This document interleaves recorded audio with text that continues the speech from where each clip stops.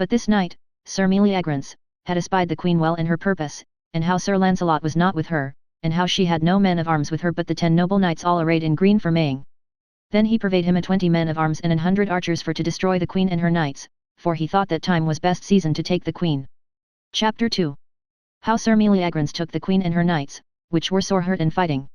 So as the queen had made and all her knights, all were baited with herbs, mosses, and flowers, in the best manner and freshest.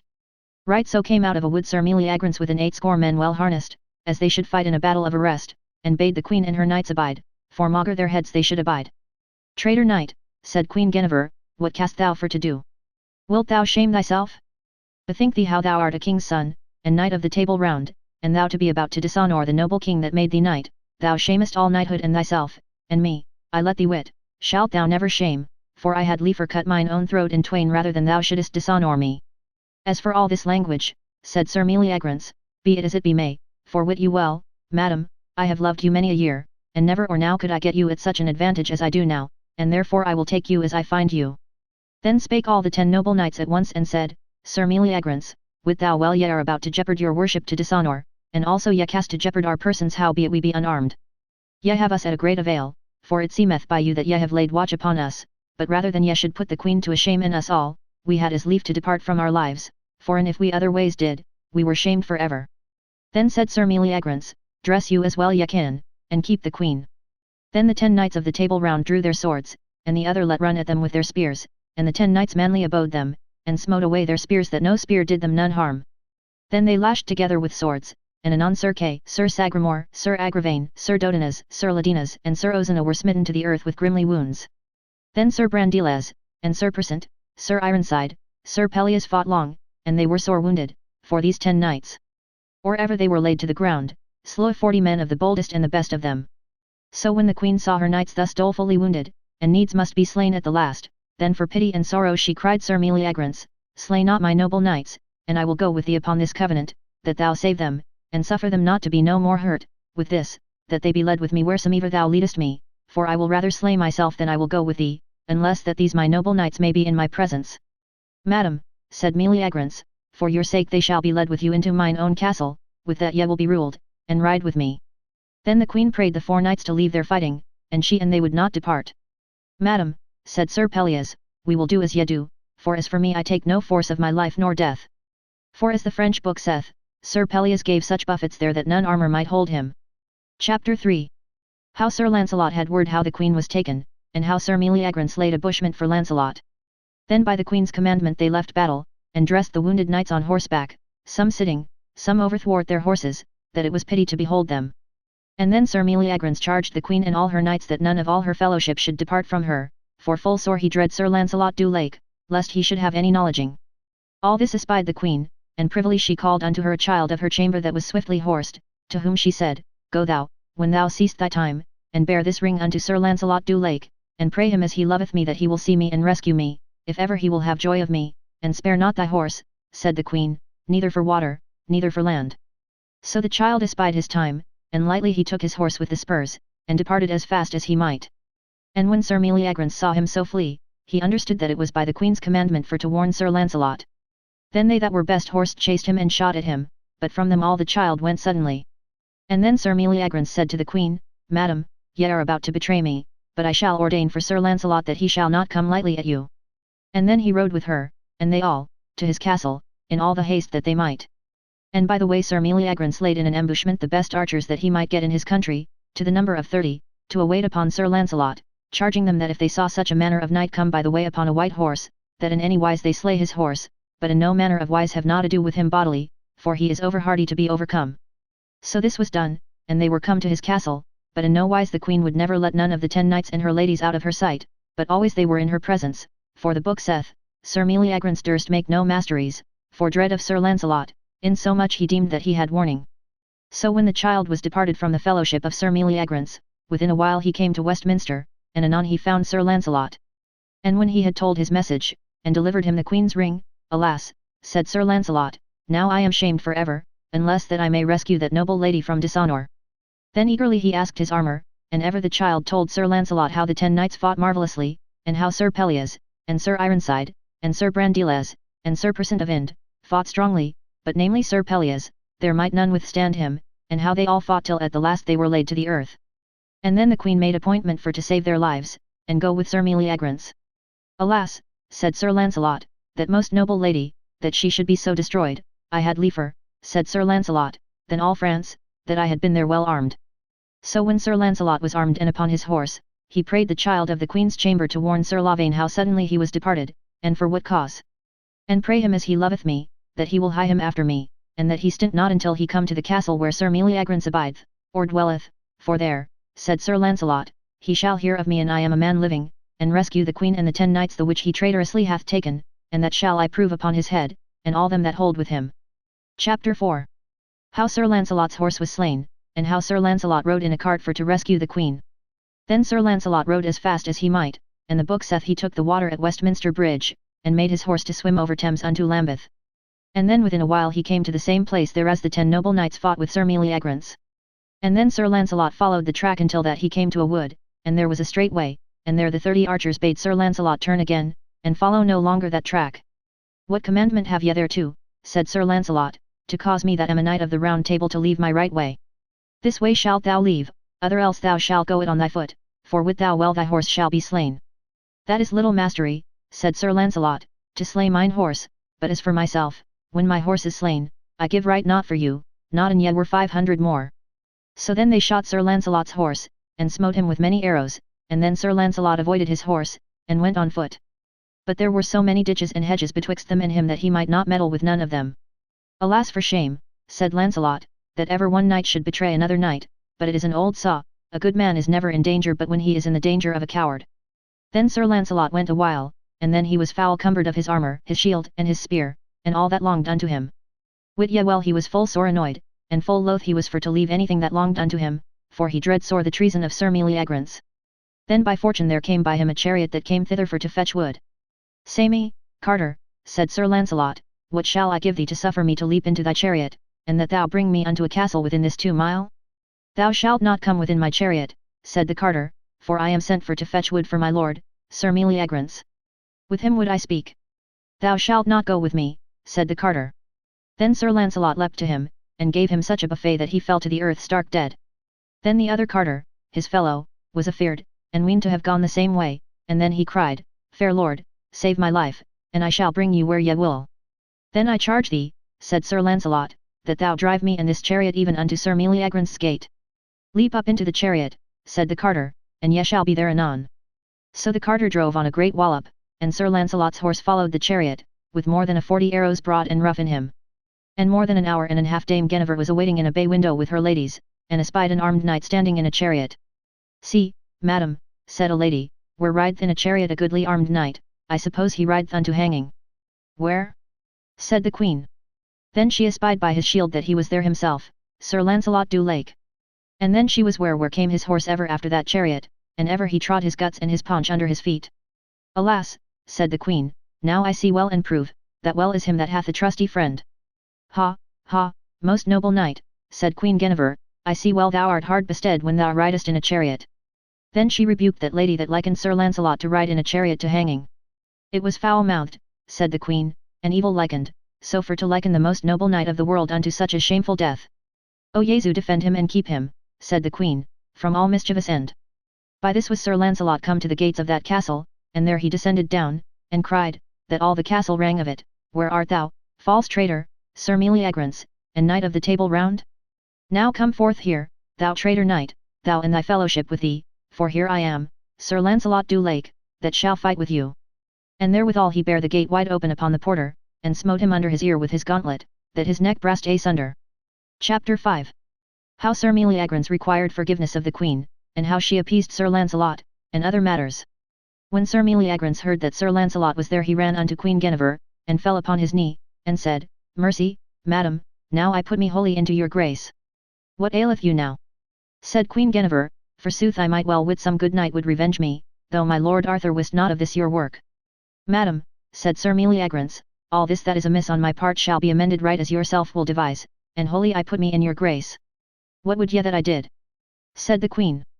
I would no more, said Meleagrance, but that ye would take all in your own hands, and that ye will rule my lord Sir Lancelot, and such cheer as may be made him in this poor castle yet and he shall have until to morn, and then may yet and all they return unto Westminster, and my body and all that I have I shall put in your rule. Yes, say well, said the queen, and better is peace than ever war, and the less noise the more is my worship. Then the queen and her ladies went down unto the knight, Sir Lancelot, that stood wroth out of measure in the inner court, to abide battle, and ever he bade, Thou traitor knight come forth. Then the queen came to him and said, Sir Lancelot, why be ye so moved? Ha, madam, said Sir Lancelot, why ask ye me that question? Meseemeth, said Sir Lancelot, ye ought to be more wroth than I am, for ye have the hurt and the dishonour, for wit ye well, madam, my hurt is but little for the killing of a mare's son, but the despite grieveth me much more than all my hurt. Truly, said the queen, ye say truth, but heartily I thank you, said the queen, but ye must come in with me peaceably, for all thing is put in my hand, and all that is evil shall be for the best, for the knight full sore repenteth him of the misadventure that is befallen him. Madam, said Sir Lancelot, sith it is so that ye been accorded with him, as for me I may not be again it, howbeit Sir Meleagrance hath done full shamefully to me, and cowardly. Ah madam, said Sir Lancelot, and I had wished ye would have been so soon accorded with him I would not have made such haste unto you. Why say ye so, said the queen, do ye forthink yourself of your good deeds? Wit you well, said the queen, I accorded never unto him for favour nor love that I had unto him, but for to lay down every shameful noise. Madam, said Sir Lancelot, ye understand full well I was never willing nor glad of shameful slander nor noise, and there is neither king, queen, nor knight, that beareth the life, except my lord King Arthur, and you, madam, should let me, but I should make Sir Meleagrance's heart full cold or ever I departed from hence. That wot I well, said the queen, but what will ye more? Ye shall have all thing ruled as ye list to have it. Madam, said Sir Lancelot, so ye be pleased I care not, as for my part ye shall soon please.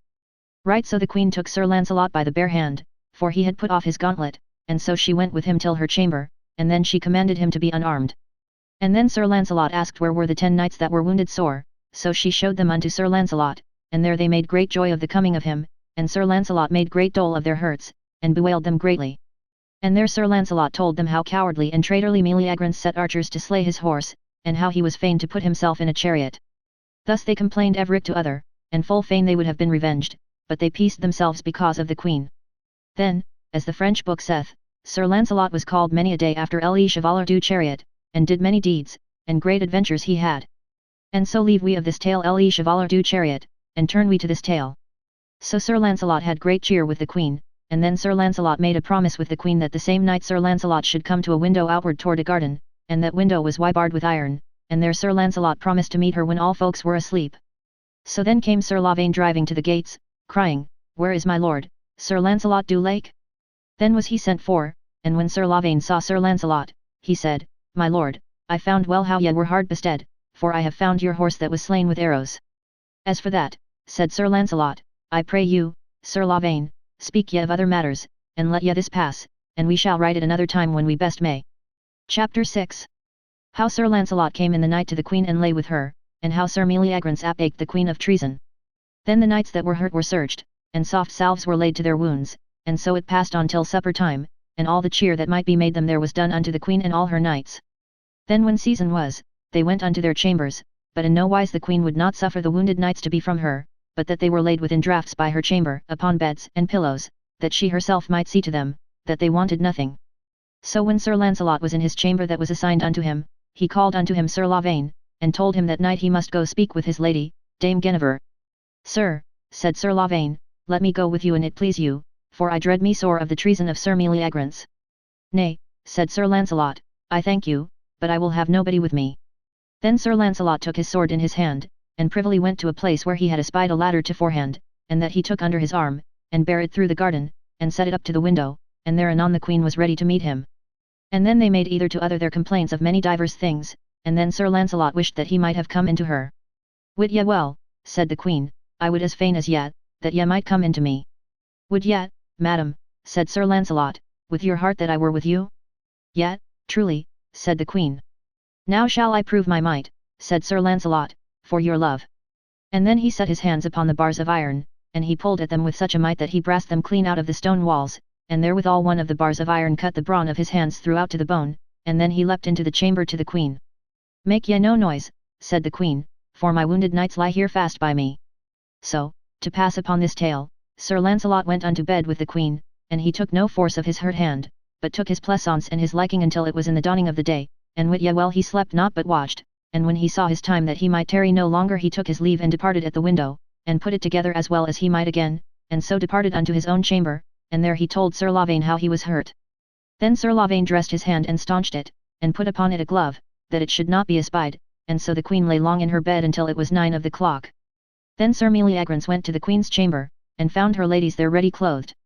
Jesu mercy, said Sir Meleagrance, what aileth you, madam, that ye sleep thus long? And right therewithal he opened the curtain for to behold her, and then was he where she lay, and all the sheet and pillow was bebbled with the blood of Sir Lancelot and of his hurt hand. When Sir Meleagrance espied that blood, then he deemed in her that she was false to the king, and that some of the wounded knights had lain by her all that night. Ah, madam, said Sir Meleagrance, now I have found you a false traitress unto my lord Arthur, for now I prove well it was not for naught that ye laid these wounded knights within the bounds of your chamber, therefore I will call you of treason before my lord, King Arthur. And now I have proved you, madam, with the shameful deed, and that they be all false, or some of them, I will make good, for a wounded knight this night hath lain by you. That is false, said the queen. And that I will report me unto them all.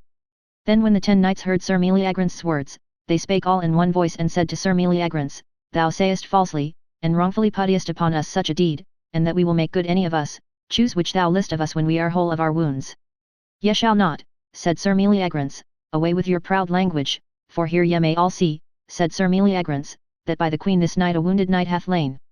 Then were they all ashamed when they saw that blood, and wit you well Sir Meleagrance was passing glad that he had the queen at such an advantage, for he deemed by that to hide his treason. So with this rumour came in Sir Lancelot, and found them all at a great array. Chapter 7.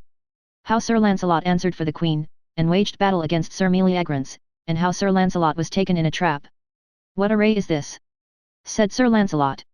Then Sir Meleagrance told them what he had found, and showed them the queen's bed. Truly, said Sir Lancelot, ye did not your part nor knightly, to touch a queen's bed while it was drawn, and she lying therein, for I dare say my lord Arthur himself would not have displayed her curtains, she being within her bed, unless that it had pleased him to have lain down by her, and therefore ye have done unworshipfully and shamefully to yourself. I wot not what ye mean, said Sir Meleagrance, but well I am sure there hath one of her wounded knights lain by her this night, and therefore I will prove with my hands that she is a traitress unto my lord Arthur. Beware what ye do, said Lancelot, for an ye say so, and ye will prove it, it will be taken at your hands. My lord, Sir Lancelot, said Sir Meleagrance, I rede you beware what ye do, for though ye are never so good a knight, as ye wot well ye are renowned the best knight of the world, yet should ye be advised to do battle in a wrong quarrel, for God will have a stroke in every battle. As for that, said Sir Lancelot, God is to be dread, but as to that I say nay plainly, that this night there lay none of these 10 wounded knights with my lady Queen Guinevere, and that will I prove with my hands, that ye say untruly in that now. Hold, said Sir Meleagrance, here is my glove that she is traitress unto my lord, King Arthur, and that this night one of the wounded knights lay with her. And I receive your glove, said Sir Lancelot. And so they were sealed with their signets, and delivered unto the 10 knights. At what day shall we do battle together? Said Sir Lancelot. This day 8 days, said Sir Meleagrance, in the field beside Westminster. I am agreed, said Sir Lancelot. But now, said Sir Meleagrance, sithen it is so that we must fight together, I pray you, as ye be a noble knight, await me with no treason, nor none villainy the meanwhile, nor none for you. So God me help, said Sir Lancelot, ye shall right well wit I was never of no such conditions, for I report me to all knights that ever have known me, I fared never with no treason, nor I loved never the fellowship of no man that fared with treason. Then let us go to dinner, said Meleagrance, and after dinner ye and the queen and ye may ride all to Westminster. I will well, said Sir Lancelot. Then Sir Meleagrance said to Sir Lancelot, pleaseth it you to see the estures of this castle? With a good will, said Sir Lancelot. And then they went together from chamber to chamber, for Sir Lancelot dread no perils, for ever a man of worship and of prowess dreadeth least always perils, for they ween every man be as they be, but ever he that fareth with treason putteth oft a man in great danger. So it befell upon Sir Lancelot that no peril dread, as he went with Sir Meleagrance he trod on a trap and the board rolled, and there Sir Lancelot fell down more than 10 fathom into a cave full of straw, and then Sir Meleagrance departed and made no fare as that he nist where he was. And when Sir Lancelot was thus missed they marvelled where he was become, and then the queen and many of them deemed that he was departed as he was wont to do suddenly. For Sir Meleagrance made suddenly to put away aside Sir Lavaine's horse, that they might all understand that Sir Lancelot was departed suddenly. So it passed on till after dinner, and then Sir Lavaine would not stint until that he ordained litters for the wounded knights, that they might be laid in them, and so with the queen and them all, both ladies and gentlewomen and other, went unto Westminster, and there the knights told King Arthur how Meleagrance had appealed the Queen of high treason, and how Sir Lancelot had received the glove of him, and this day 8 days they shall do battle afore you. By my head, said King Arthur, I am afeard Sir Meleagrance hath taken upon him a great charge, but where is Sir Lancelot? Said the king. Sir, said they all, we wot not where he is, but we deem he is ridden to some adventures. As he is oft times wont to do, for he hath Sir Lavaine's horse. Let him be, said the king, he will be founden, but if he be trapped with some treason. Chapter 8. How Sir Lancelot was delivered out of prison by a lady, and took a white courser and came for to keep his day. So leave we Sir Lancelot lying within that cave in great pain, and every day there came a lady and brought him his meat and his drink, and wooed him, to have lain by him, and ever the noble knight, Sir Lancelot, said her nay. Sir Lancelot, said she, ye are not wise, for ye may never out of this prison, but if ye have my help, and also your lady, Queen Guinevere, shall be brent in your default, unless that ye be there at the day of battle. God defend, said Sir Lancelot, that she should be brent in my default, and if it be so, said Sir Lancelot, that I may not be there, it shall be well understanded, both at the king and at the queen, and with all men of worship, that I am dead, sick, outher in prison. For all men that know me will say for me that I am in some evil case and I be not there that day, and well I wot there is some good knight either of my blood, or some other that loveth me, that will take my quarrel in hand, and therefore, said Sir Lancelot, wit ye well ye shall not fear me. And if there were no more women in all this land but yet, I will not have ado with you. Then art thou shamed, said the lady, and destroyed for ever. As for world's shame, Jesu defend me, and as for my distress, it is welcome whatsoever it be that God sendeth me. So she came to him the same day that the battle should be, and said, Sir Lancelot, methinks ye are too hard-hearted, but wouldest thou but kiss me once I should deliver thee, and thine armour, and the best horse that is within Sir Meleagrance's stable. As for to kiss you, said Sir Lancelot, I may do that and lose no worship, and wit ye well and I understood there were any disworship for to kiss you I would not do it. Then he kissed her, and then she gat him, and brought him to his armour. And when he was armed, she brought him to a stable, where stood 12 good coursers, and bade him choose the best. Then Sir Lancelot looked upon a white courser the which liked him best, and anon he commanded the keepers fast to saddle him with the best saddle of war that there was, and so it was done as he bade. Then gat he his spear in his hand, and his sword by his side, and commended the lady unto God, and said, Lady, for this good deed I shall do you service if ever it be in my power. Chapter 9. How Sir Lancelot came the same time that Sir Meleagrance abode him in the field and dressed him to battle. Now leave we Sir Lancelot wallop all that he might, and speak we of Queen Guinevere that was brought to a fire to be brent, for Sir Meleagrance was sure, him thought, that Sir Lancelot should not be at that battle, therefore he ever cried upon King Arthur to do him justice, other else bring forth Sir Lancelot du Lake. Then was the king and all the court full sore abashed and shamed that the queen should be brent in the default of Sir Lancelot. My lord Arthur, said Sir Lavaine, ye may understand that it is not well with my lord Sir Lancelot, for an he were alive, so he be not sick outher in prison, wit ye well he would be here, for never heard ye that ever he failed his part for whom he should do battle for. And therefore, said Sir Lavaine, my lord, King Arthur, I beseech you give me license to do battle here this day for my lord and master, and for to save my lady, the queen. Gramercy gentle Sir Lavaine, said King Arthur, for I dare say all that Sir Meleagrance putteth upon my lady the queen is wrong. For I have spoken with all the 10 wounded knights, and there is not one of them, and he were whole and able to do battle, but he would prove upon Sir Meleagrance's body that it is false that he putteth upon my queen. So shall I, said Sir Lavaine, in the defence of my lord, Sir Lancelot, and ye will give me leave. Now I give you leave, said King Arthur, and do your best, for I dare well say there is some treason done to Sir Lancelot. Then was Sir Lavaine armed and horsed, and suddenly at the list's end he rode to perform this battle, and right as the heralds should cry, Les slay Aller, right so came in Sir Lancelot driving with all the force of his horse. And then Arthur cried, Ho! And abide. Then was Sir Lancelot called on horseback to fore King Arthur, and there he told openly to fore the king and all, how Sir Meleagrance had served him first to last. And when the king, and the queen, and all the lords, knew of the treason of Sir Meleagrance they were all ashamed on his behalf. Then was Queen Guinevere sent for, and set by the king in great trust of her champion. And then there was no more else to say, but Sir Lancelot and Sir Meleagrance dressed them unto battle, and took their spears, and so they came together as thunder, and there Sir Lancelot bare him down quite over his horse's croup. And then Sir Lancelot alighted and dressed his shield on his shoulder, with his sword in his hand. And Sir Meleagrance in the same wise dressed him unto him, and there they smote many great strokes together, and at the last Sir Lancelot smote him such a buffet upon the helmet that he fell on the one side to the earth.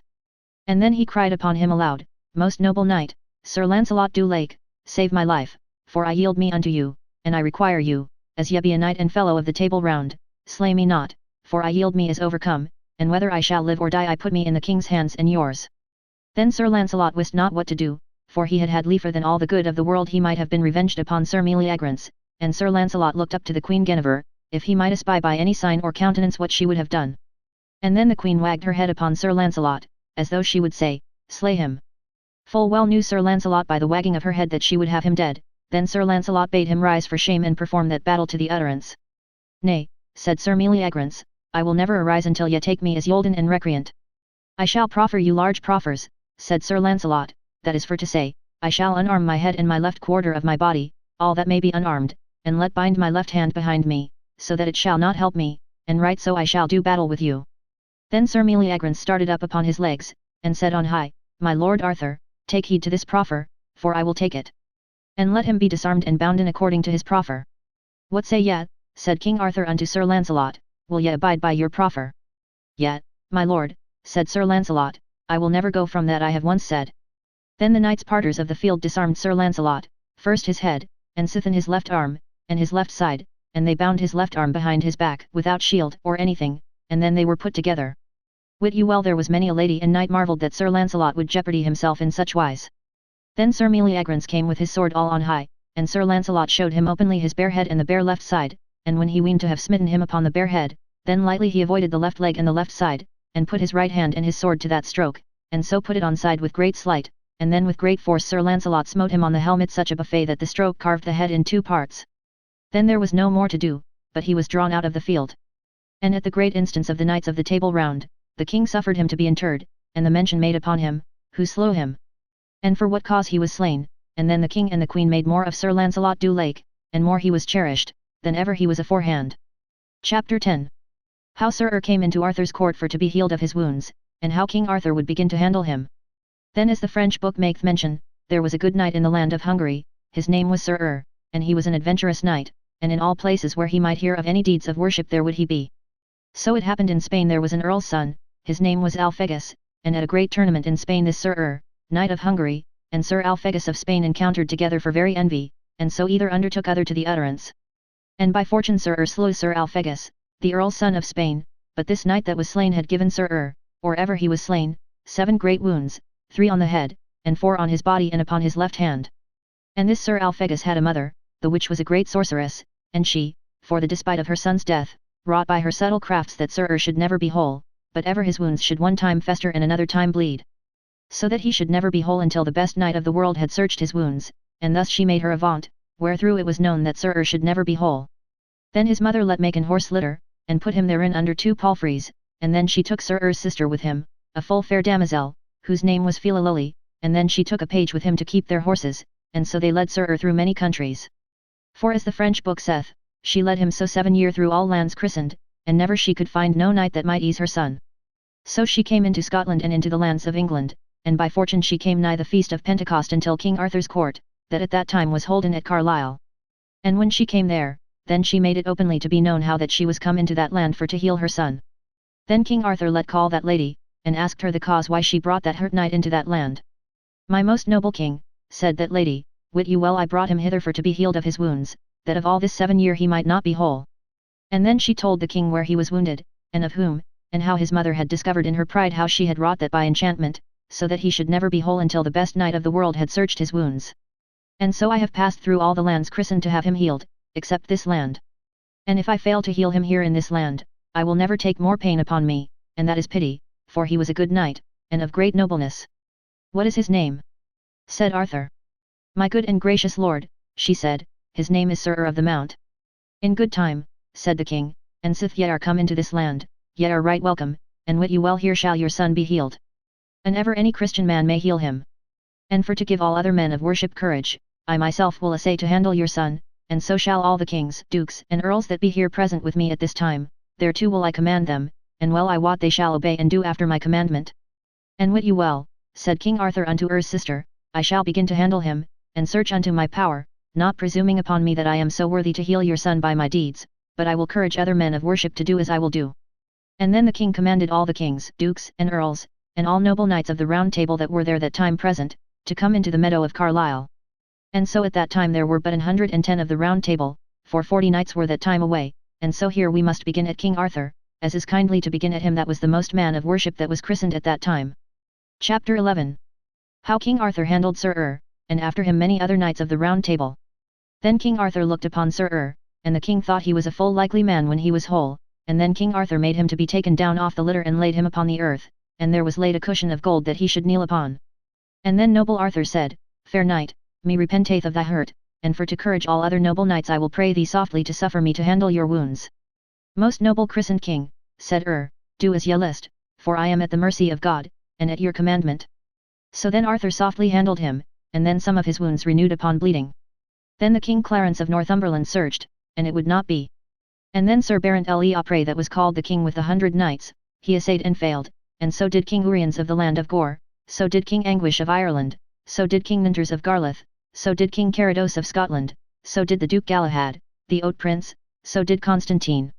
That was Sir Carados son of Cornwall, so did Duke Chalines of Clarence, so did the Earl Ulbaz, so did the Earl Lambale, so did the Earl Aristos.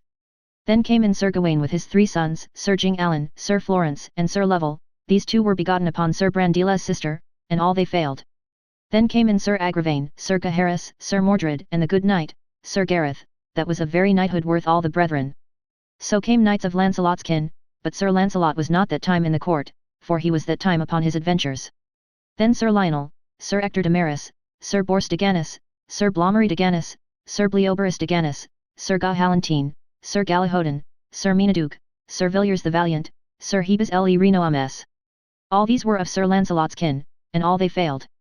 Then came in Sir Sagramore le Desirous, Sir Dodinus le Savage, Sir Dinadan, Sir Bruin le Noir, that Sir Kay named Lawcoat Mailtail, and Sir Kay le Seneschal, Sir Kay d'Estranges, Sir Meliot de Logris, Sir Petipace of Winchelsea, Sir Galeron of Galway, Sir Melian of the Mountain, Sir Cardoc, Sir Owain le of Outra, and Sir Ozana le Cure Hardy. Then came in Sir Astamor, and Sir Grimir, Grummer's son, Sir Crosselm, Sir Servaz le Breus, that was called a passing strong knight, for as the book saith, the chief lady of the lake feasted Sir Lancelot and Servaz le Breus, and when she had feasted them both at sundry times she prayed them to give her a boon. And they granted it her. And then she prayed Sir Servaz that he would promise her never to do battle against Sir Lancelot du Lake, and in the same wise she prayed Sir Lancelot never to do battle against Sir Servaz, and so either promised her. For the French book saith, that Sir Servaz had never courage nor lust to do battle against no man, but if it were against giants, and against dragons, and wild beasts.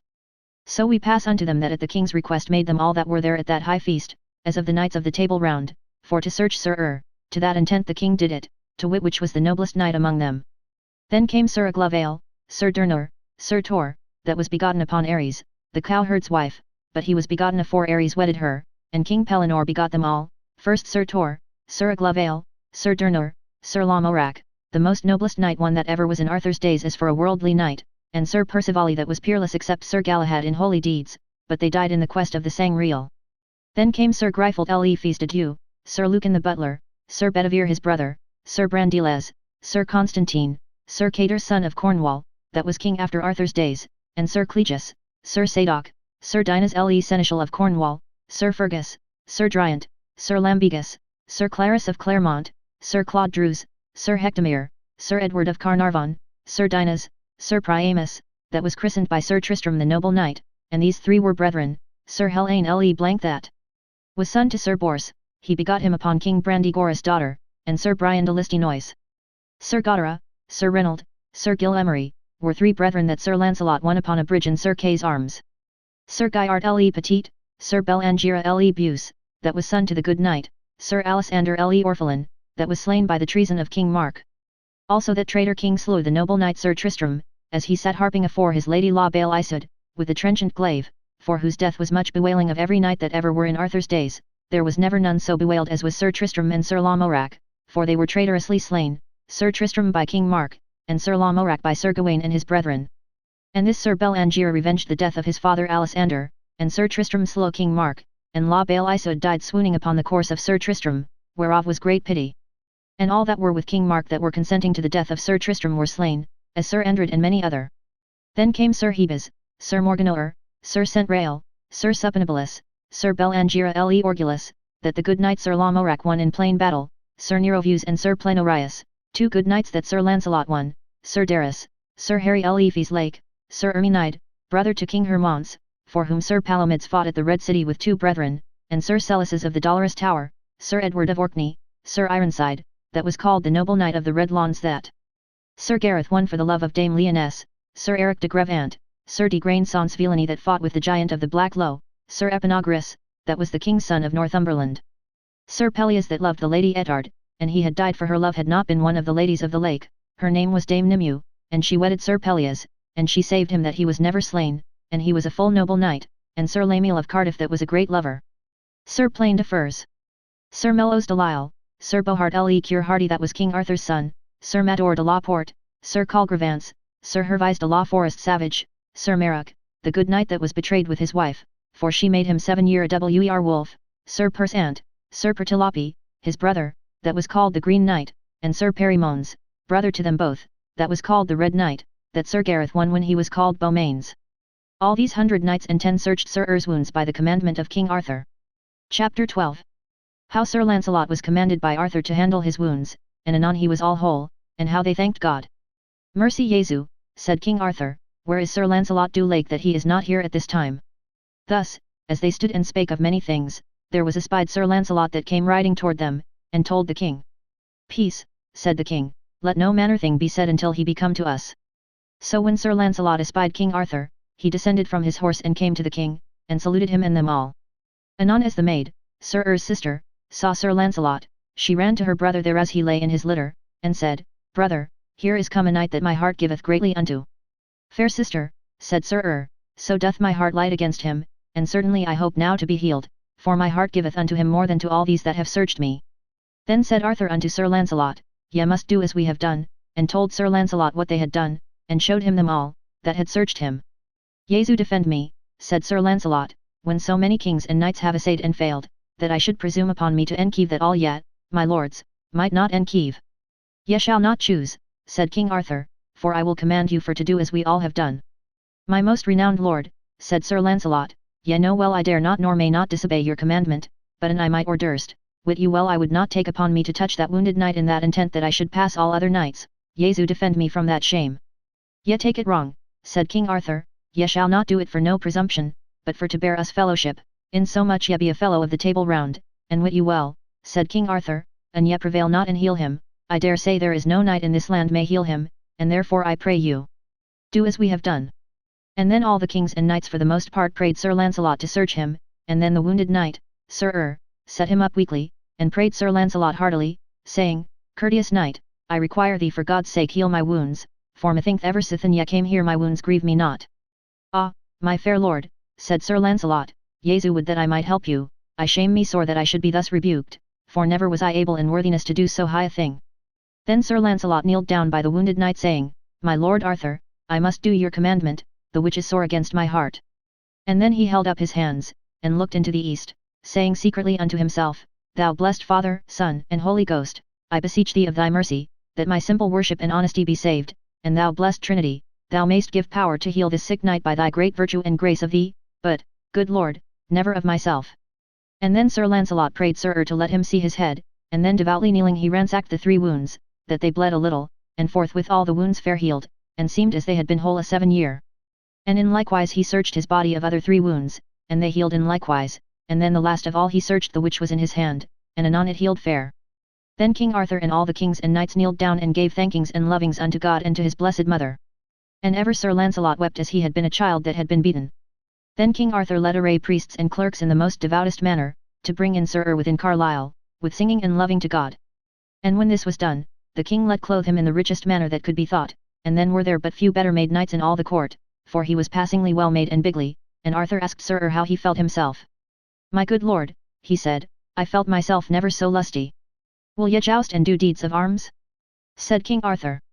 Sir, said Er, and I had all that longed unto justs I would be soon ready. Chapter 13. How there was a party made of 100 knights against 100 knights, and of other matters. Then Arthur made a party of 100 knights to be against 100 knights. And so upon the morn they jousted for a diamond, but there jousted none of the dangerous knights, and so for to shorten this tale, Sir Er and Sir Lavaine jousted best that day, for there was none of them but he overthrew and pulled down 30 knights, and then by the assent of all the kings and lords, Sir Er and Sir Lavaine were made knights of the Table Round. And Sir Lavaine cast his love unto Dame Philololi, Sir Er's sister, and then they were wedded together with great joy, and King Arthur gave to everych of them a barony of lands. And this Sir would never go from Sir Lancelot, but he and Sir Lavaine awaited evermore upon him, and they were in all the court accounted for good knights, and full desirous in arms, and many noble deeds they did, for they would have no rest, but ever sought adventures. Thus they lived in all that court with great noblesse and joy long time.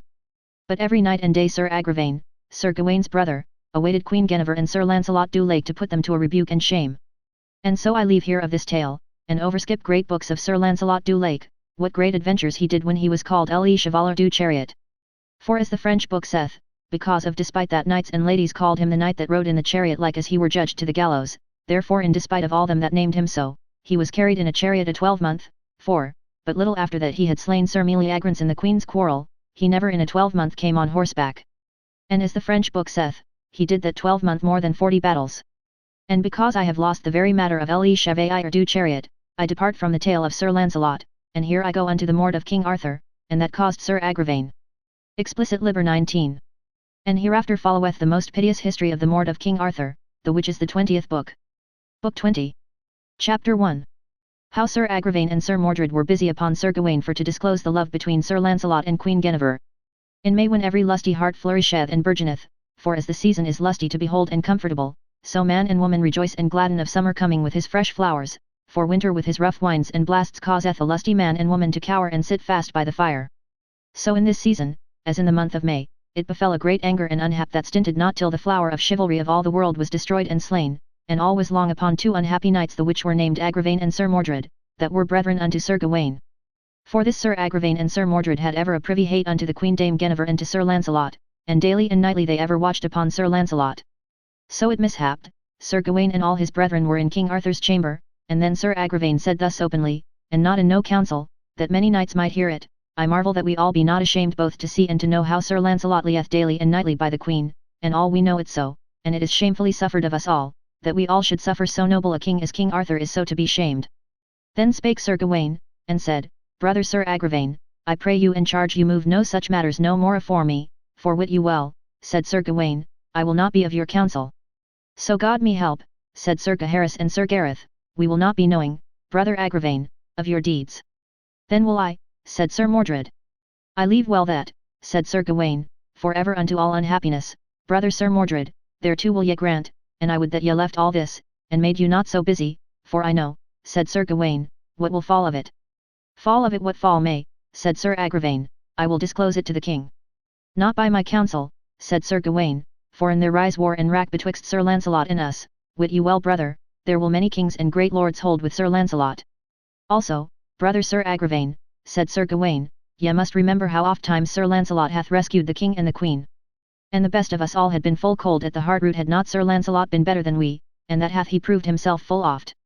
And as for my part, said Sir Gawaine, I will never be against Sir Lancelot for one day's deed, when he rescued me from King Carados of the Dolorous Tower, and slew him, and saved my life. Also, brother Sir Agravaine and Sir Mordred, in like wise Sir Lancelot rescued you both, and 62, from Sir Turquin.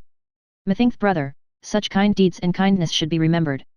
Do as ye list, said Sir Agravaine, for I will lane it no longer. With these words came to them King Arthur. Now brother, stint your noise, said Sir Gawaine. We will not, said Sir Agravaine and Sir Mordred. Will ye so? Said Sir Gawaine, then God speed you, for I will not hear your tales ne be of your counsel. No more will I, said Sir Gareth and Sir Gaheris, for we will never say evil by that man, for because, said Sir Gareth, Sir Lancelot made me knight. By no manner owe I to say ill of him, and therewithal they three departed, making great dole. Alas, said Sir Gawaine and Sir Gareth, now is this realm wholly mischieved, and the noble fellowship of the Round Table shall be disparpled, so they departed. Chapter 2. How Sir Agravaine disclosed their love to King Arthur, and how King Arthur gave them license to take him. And then Sir Arthur asked them what noise they made. My lord, said Agravaine, I shall tell you that I may keep no longer. Here is I, and my brother Sir Mordred, break unto my brothers Sir Gawaine, Sir Gaheris, and to Sir Gareth, how this we know all, that Sir Lancelot holdeth your queen, and hath done long, and we be your sister's sons, and we may suffer it no longer, and all we wot that ye should be above Sir Lancelot, and yet are the king that made him knight, and therefore we will prove it, that he is a traitor to your person. If it be so, said Sir Arthur, wit you well he is none other, but I would be loath to begin such a thing but I might have proofs upon it, for Sir Lancelot is an hardy knight, and all ye know he is the best knight among us all, and but if he be taken with the deed, he will fight with him that bringeth up the noise, and I know no knight that is able to match him. Therefore an it be sooth as ye say, I would he were taken with the deed. For as the French book saith, the king was full loath thereto, that any noise should be upon Sir Lancelot and his queen, for the king had a deeming, but he would not hear of it, for Sir Lancelot had done so much for him and the queen so many times, that wit ye well the king loved him passingly well. My lord, said Sir Agravaine, ye shall ride to morn hunting, and doubt ye not Sir Lancelot will not go with you. Then when it draw it toward night, ye may send the queen word that ye will lie out all that night, and so may ye send for your cooks. And then upon pain of death we shall take him that night with the queen, and outher we shall bring him to you dead or quick. I will well, said the king, then I counsel you, said the king, take with you sure fellowship. Sir, said Agravaine, my brother, Sir Mordred, and I, will take with us 12 knights of the Round Table. Beware, said King Arthur, for I warn you ye shall find him white. Let us deal, said Sir Agravaine and Sir Mordred.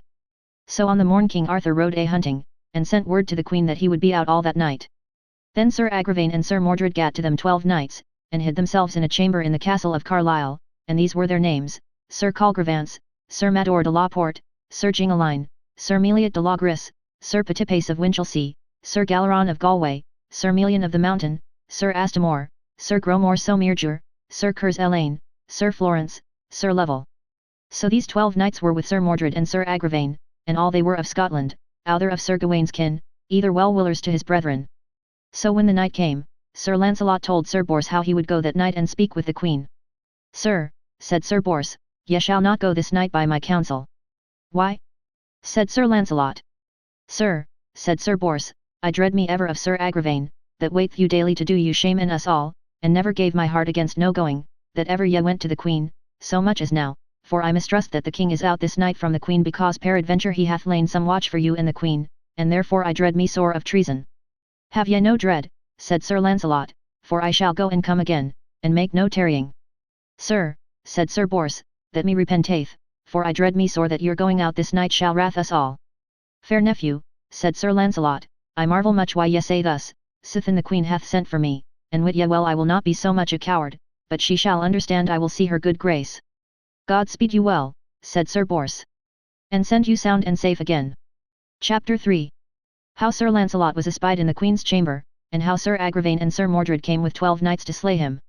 So Sir Lancelot departed, and took his sword under his arm, and so in his mantle that noble knight put himself in great jeopardy, and so he passed till he came to the queen's chamber, and then Sir Lancelot was lightly put into the chamber.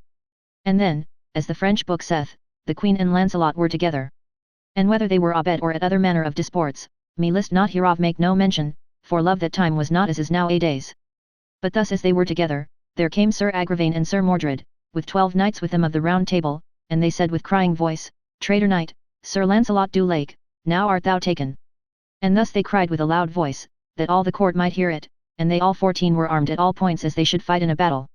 Alas, said Queen Guinevere, now are we mischieved both. Madam, said Sir Lancelot, is there here any armour within your chamber, that I might cover my poor body withal? And if there be any, give it me. And I shall soon stint their malice, by the grace of God. Truly, said the queen, I have none armour, shield, sword, nor spear, wherefore I dread me sore our long love is come to a mischievous end, for I hear by their noise there be many noble knights, and well I wot they be surely armed, and against them ye may make no resistance. Wherefore ye are likely to be slain, and then shall I be brent. For an ye might escape them, said the queen, I would not doubt but that ye would rescue me in what danger that ever I stood in. Alas, said Sir Lancelot, in all my life thus was I never bestead, that I should be thus shamefully slain for lack of mine armour. But ever in one Sir Agravaine and Sir Mordred cried, Traitor knight, come out of the queen's chamber, for wit thou well thou art so beset that thou shalt not escape. O Jesu mercy, said Sir Lancelot, this shameful cry and noise I may not suffer, for better were death at once than thus to endure this pain. Then he took the queen in his arms, and kissed her, and said, Most noble Christian queen, I beseech you as ye have been ever my special good lady, and I at all times your true poor knight unto my power, and as I never failed you in right nor in wrong sithen the first day King Arthur made me knight, that ye will pray for my soul if that I here be slain, for well I am assured that Sir Bors, my nephew, and all the remnant of my kin, with Sir Lavaine and Sir that they will not fail you to rescue you from the fire, and therefore, mine own lady, recomfort yourself, whatsomever come of me, that ye go with Sir Bors, my nephew, and Sir and they all will do you all the pleasure that they can or may. That ye shall live like a queen upon my lands. Nay, Lancelot, said the queen, wit thou well I will never live after thy days, but an thou be slain I will take my death as meekly for Jesu Christ's sake as ever did any Christian queen. Well, madam, said I Onslow, sith it is so that the day is come that our love must depart, wit you well I shall sell my life as dear as I may, and 1,000-fold, said Sir Lancelot, I am more heavier for you than for myself. And now I had liefer than to be lord of all Christendom, that I had sure armour upon me, that men might speak of my deeds or ever I were slain. Truly, said the queen, I would and it might please God that they would take me and slay me, and suffer you to escape. That shall never be, said Sir Lancelot, God defend me from such a shame, but Jesu be thou my shield and mine armour. Chapter 4. How Sir Lancelot slew Sir Colgrevance, and armed him in his harness, and after slew Sir Agravaine, and 12 of his fellows. And therewith Sir Lancelot wrapped his mantle about his arm well and surely, and by then they had gotten a great form out of the hall, and therewithal they rashed at the door. Fair lords, said Sir Lancelot, leave your noise and your rashing, and I shall set open this door, and then may ye do with me what it liketh you. Come off then, said they all, and do it, for it availeth thee not to strive against us all, and therefore let us into this chamber, and we shall save thy life until thou come to King Arthur. Then Lancelot unbarred the door, and with his left hand he held it open a little, so that but one man might come in at once, and so there came striding a good knight, a much man and large, and his name was Colgrevance of Gore, and he with a sword struck at Sir Lancelot mightily, and he put aside the stroke, and gave him such a buffet upon the helmet, that he fell grovelling dead within the chamber door. And then Sir Lancelot with great might drew that dead knight within the chamber door. And Sir Lancelot with help of the queen and her ladies was lightly armed in Sir Colgrevance's armour. And ever stood Sir Agravaine and Sir Mordred crying, Traitor knight, come out of the queen's chamber. Leave your noise, said Sir Lancelot unto Sir Agravaine, for wit you well, Sir Agravaine, ye shall not prison me this night, and therefore an ye do by my counsel, go ye all from this chamber door, and make not such crying and such manner of slander as ye do, for I promise you by my knighthood, and ye will depart and make no more noise, I shall as to morn appear afore you all before the king, and then let it be seen which of you all, outher else ye all, that will accuse me of treason, and there I shall answer you as a knight should, that hither I came to the queen for no manner of mal engine, and that will I prove and make it good upon you with my hands. Fie on thee, traitor, said Sir Agravaine and Sir Mordred, we will have thee maugre thy head, and slay thee if we list, for we let thee wit we have the choice of King Arthur to save thee or to slay thee. Ah sirs, said Sir Lancelot. Is there none other grace with you? Then keep yourself. So then Sir Lancelot set all open the chamber door, and mightily and knightly he strode in amongst them, and anon at the first buffet he slew Sir Agravaine. And 12 of his fellows after, within a little while after, he laid them cold to the earth, for there was none of the 12 that might stand Sir Lancelot one buffet. Also Sir Lancelot wounded Sir Mordred, and he fled with all his might. And then Sir Lancelot returned again unto the queen, and said, Madam, now wit you well all our true love is brought to an end, for now will King Arthur ever be my foe, and therefore, madam, and it like you that I may have you with me, I shall save you from all manner adventures dangerous. That is not best, said the queen, meseemeth now ye have done so much harm, it will be best ye hold you still with this. And if ye see that as to morn they will put me unto the death, then may ye rescue me as ye think best. I will well, said Sir Lancelot, for have ye no doubt, while I am living I shall rescue you. And then he kissed her, and either gave other a ring, and so there he left the queen, and went until his lodging. Chapter 5.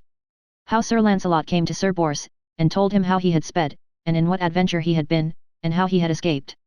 When Sir Bors saw Sir Lancelot he was never so glad of his homecoming as he was then.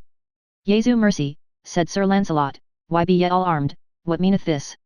Sir, said Sir Bors, after ye were departed from us, we all that be of your blood and your well-willers were so dredged that some of us leapt out of our beds naked, and some in their dreams caught naked swords in their hands, therefore, said Sir Bors, we deem there is some great strife at hand, and then we all deemed that ye were betrapped with some treason, and therefore we made us thus ready, what need that ever ye were in? My fair nephew, said Sir Lancelot unto Sir Bors, now shall ye wit all, that this night I was more harder bestead than ever I was in my life, and yet I escaped. And so he told them all how and in what manner, as ye have heard tofore. And therefore, my fellows, said Sir Lancelot, I pray you all that ye will be of good heart in what need somber I stand, for now is war come to us all.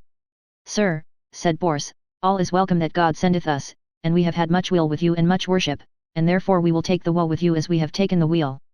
And therefore, they said all, there were many good knights, look ye take no discomfort, for there is no bands of knights under heaven but we shall be able to grieve them as much as they may us. And therefore discomfort not yourself by no manner, and we shall gather together that we love, and that loveth us, and what that ye will have done shall be done. And therefore, Sir Lancelot, said they, we will take the woe with the weal. Grant mercy, said Sir Lancelot, of your good comfort, for in my great distress, my fair nephew, ye comfort me greatly, and much I am beholding unto you. But this, my fair nephew, I would that ye did in all haste that ye may, or it be 4 days, that ye will look in their lodging that be lodged here nigh about the king, which will hold with me, and which will not, for now I would know which were my friends from my foes. Sir, said Sir Bors, I shall do my pain, and or it be 7 of the clock I shall wit of such as ye have said before, who will hold with you. Then Sir Bors called unto him Sir Lionel, Sir Ector de Maris, Sir Blommery de Gannis, Sir Bleoberis de Gannis, Sir Gahalantine, Sir Galihodin, Sir Galahud, Sir Menadoc Sir Villers the Valiant, Sir Hebes Eli Reno Ames, Sir Lavaine Sir of Hungary, Sir Neroance, Sir Plenorius. These 2 knights Sir Lancelot made, and the one he won upon a bridge, and therefore they would never be against him. And Harry Elifes du Lake, and Sir Celices of the Dolorous Tower, and Sir Melias de Lisle, and Sir Belangira L.E. Buse, that was Sir Alisander's son L.E. Orphelin, because his mother Alice L.E. Bale Pellerin and she was kin unto Sir Lancelot, and he held with him. So there came Sir Palomides and Sir Saphira, his brother, to hold with Sir Lancelot, and Sir Clegus of Sadoc, and Sir Dinas, Sir Clarius of Claremont. So these 22 knights drew them together, and by then they were armed on horseback, and promised Sir Lancelot to do what he would. Then there fell to them, what of North Wales and of Cornwall. For Sir Lamorac's sake and for Sir Tristram's sake, to the number of 80 knights. My lords, said Sir Lancelot, wit you well, I have been ever since I came into this country well willed unto my lord, King Arthur, and unto my lady, Queen Guinevere, unto my power, and this night because my lady the Queen sent for me to speak with her, I suppose it was made by treason, howbeit I dare largely excuse her person, notwithstanding I was there by a forecast near slain, but as Jesu provided me I escaped all their malice and treason. And then that noble knight Sir Lancelot told them all how he was hard bestead in the Queen's chamber, and how and in what manner he escaped from them. And therefore, said Sir Lancelot, wit you well, my fair lords, I am sure there nis but war unto me and mine. And for because I have slain this night these knights, I wot well, as is Sir Agravaine Sir Gawaine's brother, and at the least 12 of his fellows, for this cause now I am sure of mortal war, for these knights were sent and ordained by King Arthur to betray me. And therefore the king will in his heat and malice judge the Queen to the fire, and that may I not suffer, that she should be brent for my sake, for an I may be heard and suffered and so taken, I will fight for the Queen, that she is a true lady unto her lord, but the king in his heat I dread me will not take me as I ought to be taken. Chapter 6.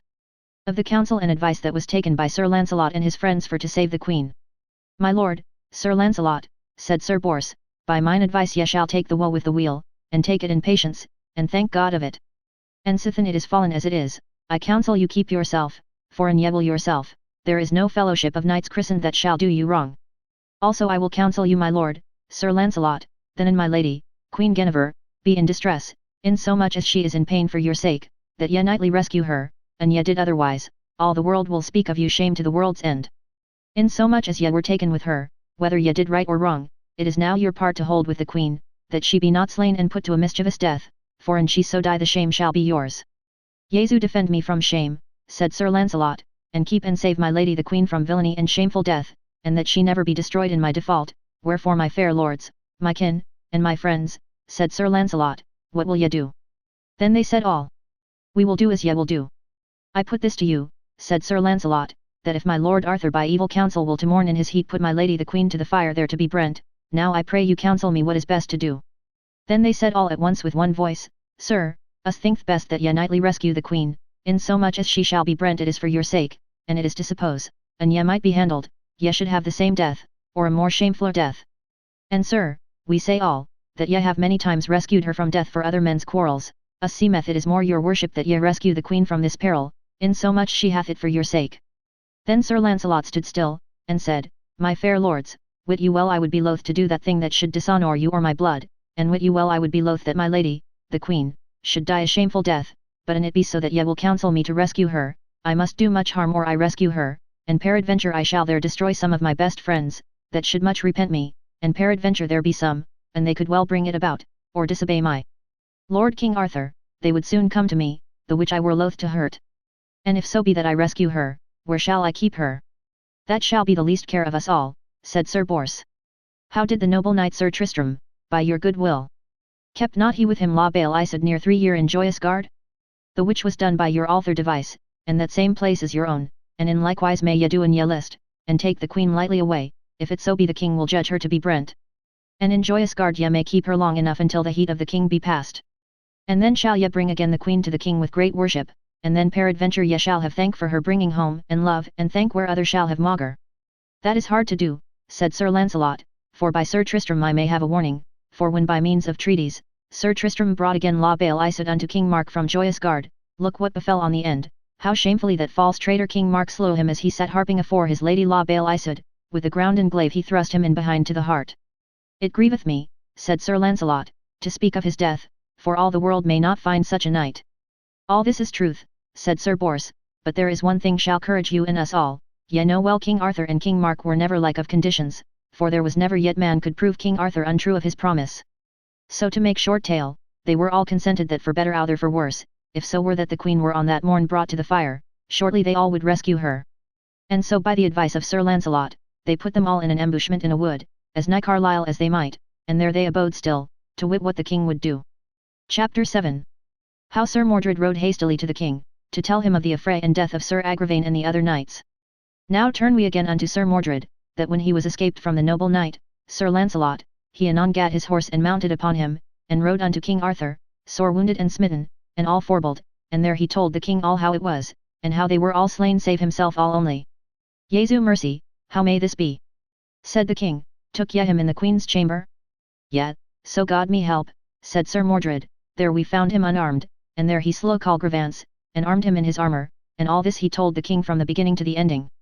Jesu mercy, said the king, he is a marvellous knight of prowess. Alas, me sore repenteth, said the king, that ever Sir Lancelot should be against me. Now I am sure the noble fellowship of the Round Table is broken for ever, for with him will many a noble knight hold, and now it is fallen so, said the king, that I may not with my worship, but the queen must suffer the death. So then there was made great ordinance in this heat, that the queen must be judged to the death. And the law was such in those days that whatsoever they were, of what estate or degree, if they were found guilty of treason, there should be none other remedy but death, and either the men or the taking with the deed should be causer of their hasty judgment. And right so was it ordained for Queen Guinevere, because Sir Mordred was escaped sore wounded, and the death of 13 knights of the Round Table. These proofs and experiences caused King Arthur to command the queen to the fire there to be brent. Then spake Sir Gawaine, and said, My lord Arthur, I would counsel you not to be over hasty, but that ye would put it in respite, this judgment of my lady the queen, for many causes. One it is, though it were so that Sir Lancelot were found in the queen's chamber, yet it might be so that he came thither for none evil, for ye know my lord, said Sir Gawaine, that the queen is much beholden unto Sir Lancelot, more than unto any other knight, for oft times he hath saved her life, and done battle for her when all the court refused the queen, and peradventure she sent for him for goodness and for none evil, to reward him for his good deeds that he had done to her in times past. And peradventure my lady, the queen, sent for him to that intent that Sir Lancelot should come to her good grace privily and secretly, weening to her that it was best so to do, in eschewing and dreading of slander, for oft times we do many things that we ween it be for the best, and yet peradventure it turneth to the worst.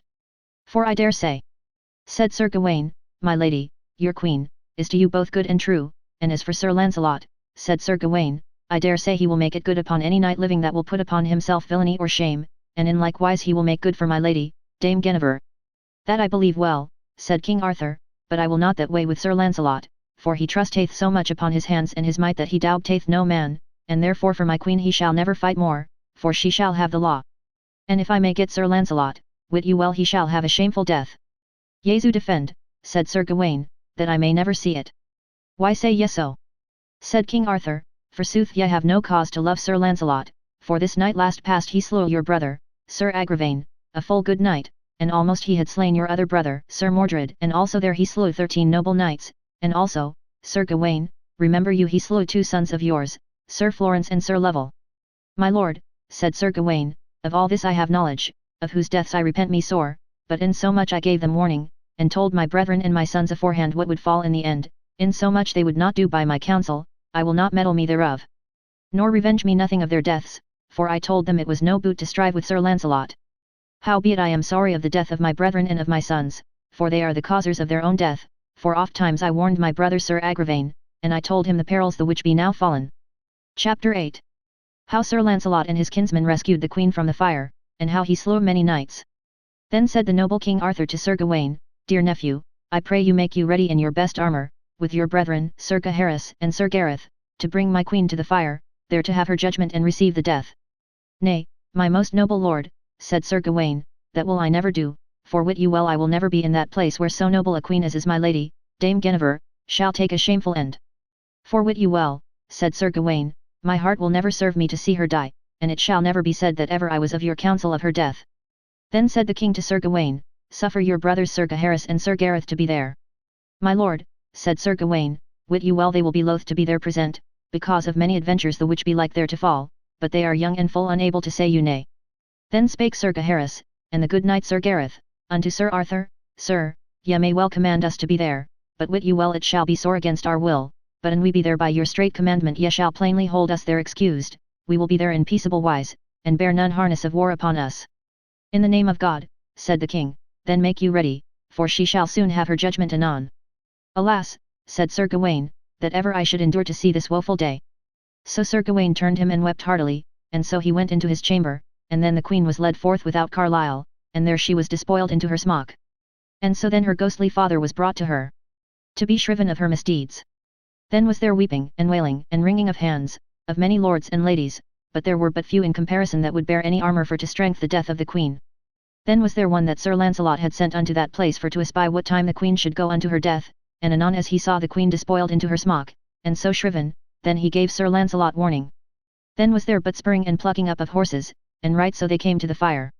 And who that stood against them, there were they slain, there might none withstand Sir Lancelot, so all that bare arms and withstood them, there were they slain, full many a noble knight.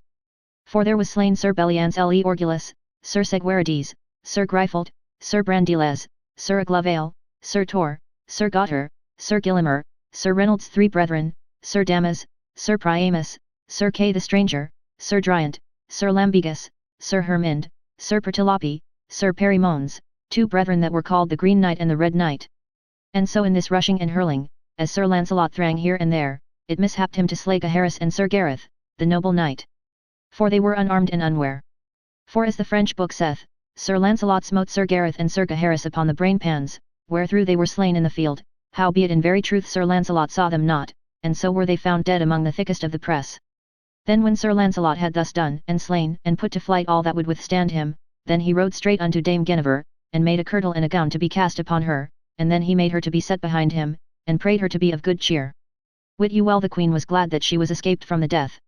And then she thanked God and Sir Lancelot, and so he rode his way with the queen, as the French book saith, unto Joyous Gard, and there he kept her as a noble knight should do, and many great lords and some kings sent Sir Lancelot many good knights, and many noble knights drew unto Sir Lancelot.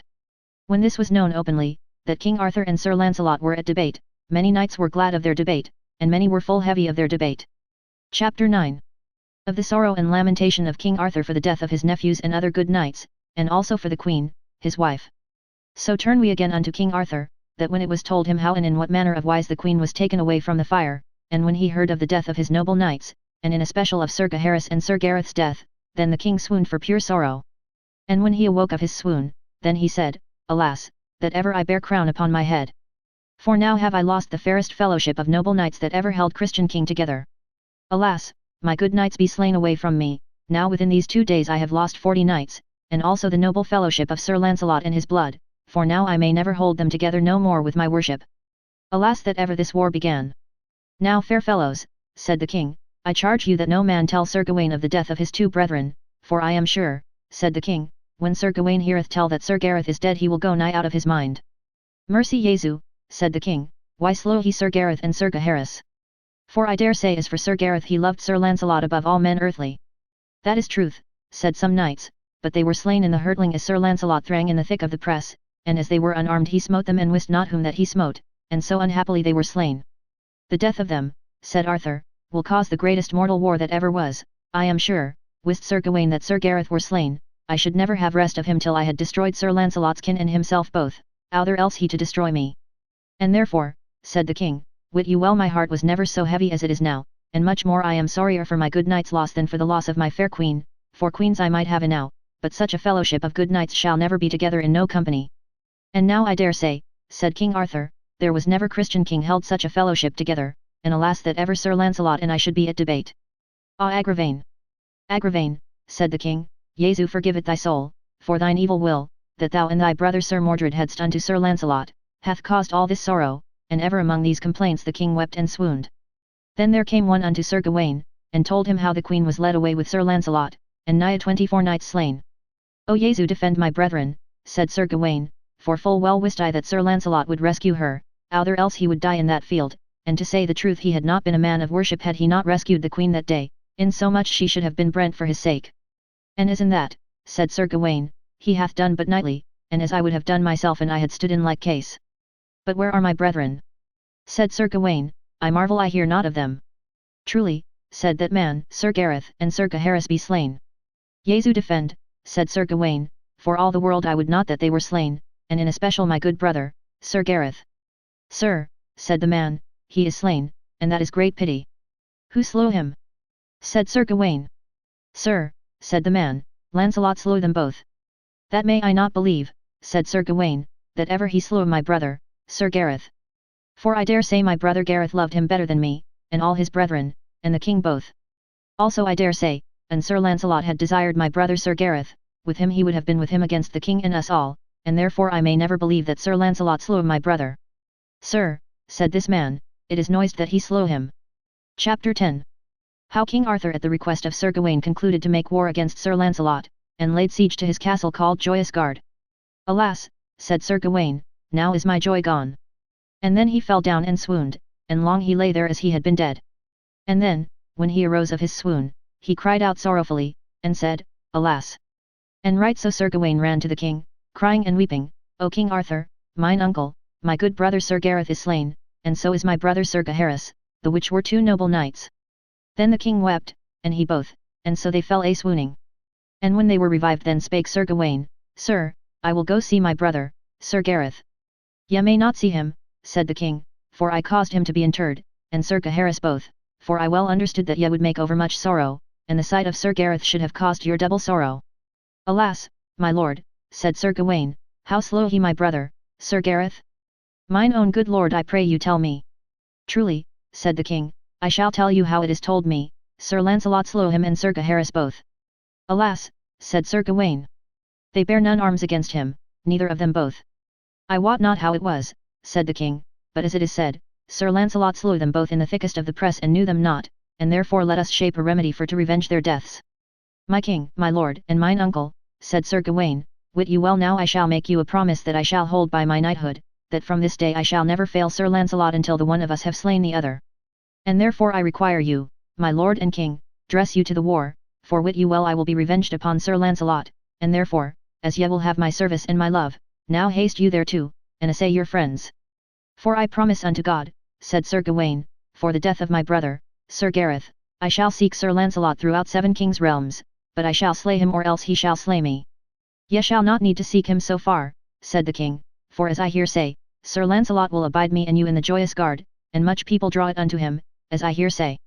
That may I believe, said Sir Gawain, but my lord, he said, assay your friends, and I will assay mine. It shall be done, said the king. And as I suppose I shall be big enough to draw him out of the biggest tower of his castle. So then the king sent letters and writs throughout all England, both in the length and the breadth, for to summon all his knights. And so unto Arthur drew many knights, dukes, and earls, so that he had a great host. And when they were assembled, the king informed them how Sir Lancelot had bereft him his queen. Then the king and all his host made them ready to lay siege about Sir Lancelot, where he lay within Joyous Gard. Thereof heard Sir Lancelot, and purveyed him of many good knights, for with him held many knights, and some for his own sake, and some for the queen's sake. Thus they were on both parties well furnished and garnished of all manner of thing that longed to the war. But King Arthur's host was so big that Sir Lancelot would not abide him in the field, for he was full loath to do battle against the king, but Sir Lancelot drew him to his strong castle with all manner of victual, and as many noble men as he might suffice within the town and the castle. Then came King Arthur with Sir Gawain with an huge host, and laid a siege all about Joyous Gard, both at the town and at the castle, and there they made strong war on both parties. But in no wise Sir Lancelot would ride out, nor go out of his castle, of long time, neither he would none of his good knights to issue out, neither none of the town nor of the castle, until 15 weeks were past. Chapter 11. Of the communication between King Arthur and Sir Lancelot, and how King Arthur reproved him. Then it befell upon a day in harvest time, Sir Lancelot looked over the walls, and spake on high unto King Arthur and Sir Gawain, My lords both, wit ye well all is in vain that ye make at this siege, for here win ye no worship but maugre and dishonour, for an it list me to come myself out and my good knights, I should full soon make an end of this war. Come forth, said Arthur unto Lancelot, and thou durst, and I promise thee I shall meet thee in midst of the field. God defend me, said Sir Lancelot, that ever I should encounter with the most noble king that made me knight. Fie upon thy fair language, said the king, for wit you well and trust it, I am thy mortal foe, and ever will to my death day, for thou hast slain my good knights, and full noble men of my blood, that I shall never recover again. Also thou hast lain by my queen, and holden her many winters, and sithen like a traitor taken her from me by force. My most noble lord and king, said Sir Lancelot, ye may say what ye will, for ye wot well with yourself will I not strive, but thereas ye say I have slain your good knights, I wot well that I have done so, and that me sore repenteth, but I was enforced to do battle with them in saving of my life, or else I must have suffered them to have slain me. And as for my lady, Queen Guinevere, except your person of your highness, and my lord Sir Gawain, there is no knight under heaven that dare make it good upon me, that ever I was a traitor unto your person. And were it please you to say that I have holden my lady your queen years and winters, unto that I shall ever make a large answer, and prove it upon any knight that beareth the life, except your person and Sir Gawain, that my lady, Queen Guinevere, is a true lady unto your person as any is living unto her lord, and that will I make good with my hands. Howbeit it hath liked her good grace to have me encheered, and to cherish me more than any other knight. And unto my power I again have deserved her love, for oft times, my lord, ye have consented that she should be brent and destroyed, in your heat, and then it fortuned me to do battle for her, and or I departed from her adversary they confessed their untruth, and she full worshipfully excused. And at such times, my lord Arthur, said Sir Lancelot, ye loved me, and thanked me when I saved your queen from the fire, and then ye promised me for ever to be my good lord, and now methinks ye reward me full ill for my good service. And my good lord, meseemeth I had lost a great part of my worship in my knighthood and I had suffered my lady, your queen, to have been brent, and in so much she should have been brent for my sake. For sithen I have done battles for your queen in other quarrels than in mine own, meseemeth now I had more right to do battle for her in right quarrel. And therefore my good and gracious lord, said Sir Lancelot, take your queen unto your good grace, for she is both fair, true, and good. Fie on thee, false recreant knight, said Sir Gawain, I let thee wit my lord, mine uncle, King Arthur, shall have his queen and thee, maugre thy visage, and slay you both whether it please him. It may well be, said Sir Lancelot, but wit you well, my lord Sir Gawain, and me list to come out of this castle ye should win me and the queen more harder than ever ye won a strong battle. Fie on thy proud words, said Sir Gawain, as for my lady, the queen, I will never say of her shame. But thou, false and recreant knight, said Sir Gawain, what cause hadst thou to slay my good brother Sir Gareth, that loved thee more than all my kin? Alas thou madest him knight thine own hands, why slew thou him that loved thee so well? For to excuse me, said Sir Lancelot, it helpeth me not, but by Jesu, and by the faith that I owe to the high order of knighthood, I should with as good will have slain my nephew, Sir Bors de Ganis, at that time. But alas that ever I was so unhappy, said Lancelot, that I had not seen Sir Gareth and Sir Gaheris. Thou least, recreant knight, said Sir Gawain, thou slewest him in despite of me, and therefore, wit thou well I shall make war to thee, and all the while that I may live. That me repenteth, said Sir Lancelot, for well I understand it helpeth not to seek none accordment while yet, Sir Gawain, are so mischievously set. And if ye were not, I would not doubt to have the good grace of my lord Arthur. I believe it well, false recreant knight, said Sir Gawain, for thou hast many long days overruled me and us all, and destroyed many of our good knights. Ye say as it pleaseth you, said Sir Lancelot, and yet may it never be said on me, and openly proved, that ever I by forecast of treason slew no good knight, as my lord, Sir Gawain, ye have done, and so did I never, but in my defence that I was driven thereto, in saving of my life. Ah, false knight, said Sir Gawain, that thou meanest by Sir Lamorak, wit thou well I slew him. Ye slew him not yourself, said Sir Lancelot. It had been overmuch on hand for you to have slain him, for he was one of the best knights christened of his age, and it was great pity of his death. Chapter 12. How the cousins and kinsmen of Sir Lancelot excited him to go out to battle, and how they made them ready. Well, well, said Sir Gawain to Lancelot, sithen thou embradest me of Sir Lamorak, wit thou well I shall never leave thee till I have thee at such avail that thou shalt not escape my hands. I trust you well enough, said Sir Lancelot, and ye may get me I get but little mercy. But as the French book saith, the noble King Arthur would have taken his queen again, and have been accorded with Sir Lancelot, but Sir Gawain would not suffer him by no manner of mean. And then Sir Gawain made many men to blow upon Sir Lancelot, and all at once they called him false recreant knight. Then when Sir Bors de Ganis, Sir Ector de Maris, and Sir Lionel, heard this outcry, they called to them Sir Palomides, Sir Saphira's brother, and Sir Lavaine, with many more of their blood, and all they went unto Sir Lancelot, and said thus, My lord Sir Lancelot, wit ye well we have great scorn of the great rebukes that we heard Gawain say to you, wherefore we pray you, and charge you as ye will have our service, keep us no longer within these walls, for wit you well plainly, we will ride into the field and do battle with them, for ye fare as a man that were afeard, and for all your fair speech it will not avail you. For wit you well Sir Gawain will not suffer you to be accorded with King Arthur, and therefore fight for your life and your right, an ye dare. Alas, said Sir Lancelot, for to ride out of this castle, and to do battle, I am full loath. Then Sir Lancelot spake on high unto Sir Arthur and Sir Gawain, My lords, I require you and beseech you, sithen that I am thus required and conjured to ride into the field, that neither you, my lord King Arthur, nor you Sir Gawain, come not into the field. What shall we do then? Said Sir Gawain, and is this the king's quarrel with thee to fight? And it is my quarrel to fight with thee, Sir Lancelot, because of the death of my brother Sir Gareth.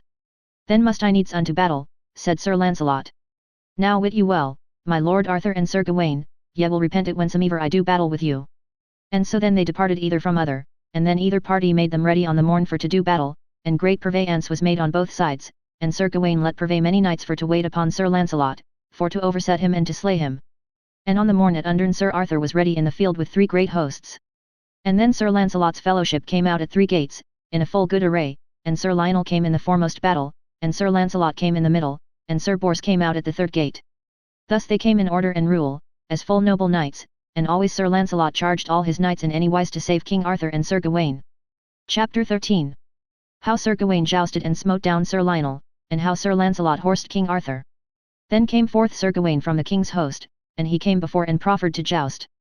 And Sir Lionel was a fierce knight, and lightly he encountered with Sir Gawain, and there Sir Gawain smote Sir Lionel throughout the body, that he dashed to the earth like as he had been dead, and then Sir Ector de Maris and other more bare him into the castle. Then there began a great stir, and much people was slain, and ever Sir Lancelot did what he might to save the people on King Arthur's party, for Sir Palomides, and Sir Bors, and Sir Saphira, overthrew many knights, for they were deadly knights. And Sir Blommery de Gannis, and Sir Bleoberis de Gannis, with Sir Belangira le Buse, these 6 knights did much harm, and ever King Arthur was nigh about Sir Lancelot to have slain him, and Sir Lancelot suffered him, and would not strike again. So Sir Bors encountered with King Arthur, and there with a spear Sir Bors smote him down, and so he alighted and drew his sword, and said to Sir Lancelot, Shall I make an end of this war? And that he meant to have slain King Arthur. Not so hardy, said Sir Lancelot, upon pain of thy head, that thou touch him no more, for I will never see that most noble king that made me knight neither slain and shamed. And therewithal Sir Lancelot alighted off his horse and took up the king and horsed him again, and said thus, My lord Arthur, for God's love stint this strife, for ye get here no worship, and I would do mine utterance, but always I forbear you, and yet nor none of yours forbeareth me, my lord, remember what I have done in many places, and now I am evil rewarded. Then when King Arthur was on horseback, he looked upon Sir Lancelot, and then the tears brast out of his eyen, thinking on the great courtesy that was in Sir Lancelot more than in any other man, and therewith the king rode his way, and might no longer behold him, and said, Alas, that ever this war began. And then either parties of the battles withdrew them to repose them, and buried the dead, and to the wounded men they laid soft salves, and thus they endured that night till on the morn. And on the morn by undern they made them ready to do battle. And then Sir Bors led the forward. So upon the morn there came Sir Gawain as brim as any boar, with a great spear in his hand. And when Sir Bors saw him he thought to revenge his brother Sir Lionel of the despite that Sir Gawain did him the other day. And so they that knew either other footed their spears, and with all their mights of their horses and themselves, they met together so feloniously that either bare other through, and so they fell both to the earth, and then the battles joined, and there was much slaughter on both parties. Then Sir Lancelot rescued Sir Bors, and sent him into the castle, but neither Sir Gawain nor Sir Bors died not of their wounds, for they were all holpen. Then Sir Lavaine and Sir prayed Sir Lancelot to do his pain, and fight as they had done, for we see ye forbear and spare, and that doth much harm, therefore we pray you spare not your enemies no more than they do you. Alas, said Sir Lancelot, I have no heart to fight against my lord Arthur, for ever meseemeth I do not as I ought to do. My lord, said Sir Palomides, though ye spare them all this day they will never con you thank, and if they may get you at avail ye are but dead. So then Sir Lancelot understood that they said him truth, and then he strained himself more than he did aforehand, and because his nephew Sir Bors was sore wounded. And then within a little while, by evensong time, Sir Lancelot and his party better stood, for their horses went in blood past the fetlocks, there was so much people slain.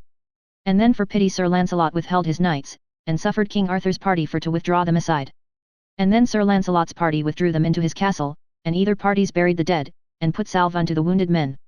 So when Sir Gawain was hurt, they on King Arthur's party were not so orgulous as they were toforehand to do battle. Of this war was noised through all Christendom, and at the last it was noised afore the Pope, and he considering the great goodness of King Arthur, and of Sir Lancelot, that was called the most noblest knights of the world, wherefore the Pope called unto him a noble clerk that at that time was there present, the French book saith, it was the Bishop of Rochester, and the Pope gave him bulls under lead unto King Arthur of England, charging him upon pain of interdicting of all England, that he take his Queen Dame Guinevere unto him again, and accord with Sir Lancelot. Chapter 14. How the Pope sent down his bulls to make peace, and how Sir Lancelot brought the Queen to King Arthur. So when this bishop was come to Carlisle he shewed the king these bulls. And when the king understood these bulls he nist what to do, full fain he would have been accorded with Sir Lancelot, but Sir Gawain would not suffer him, but as for to have the Queen, thereto he agreed. But in no wise Sir Gawain would not suffer the king to accord with Sir Lancelot, but as for the Queen he consented.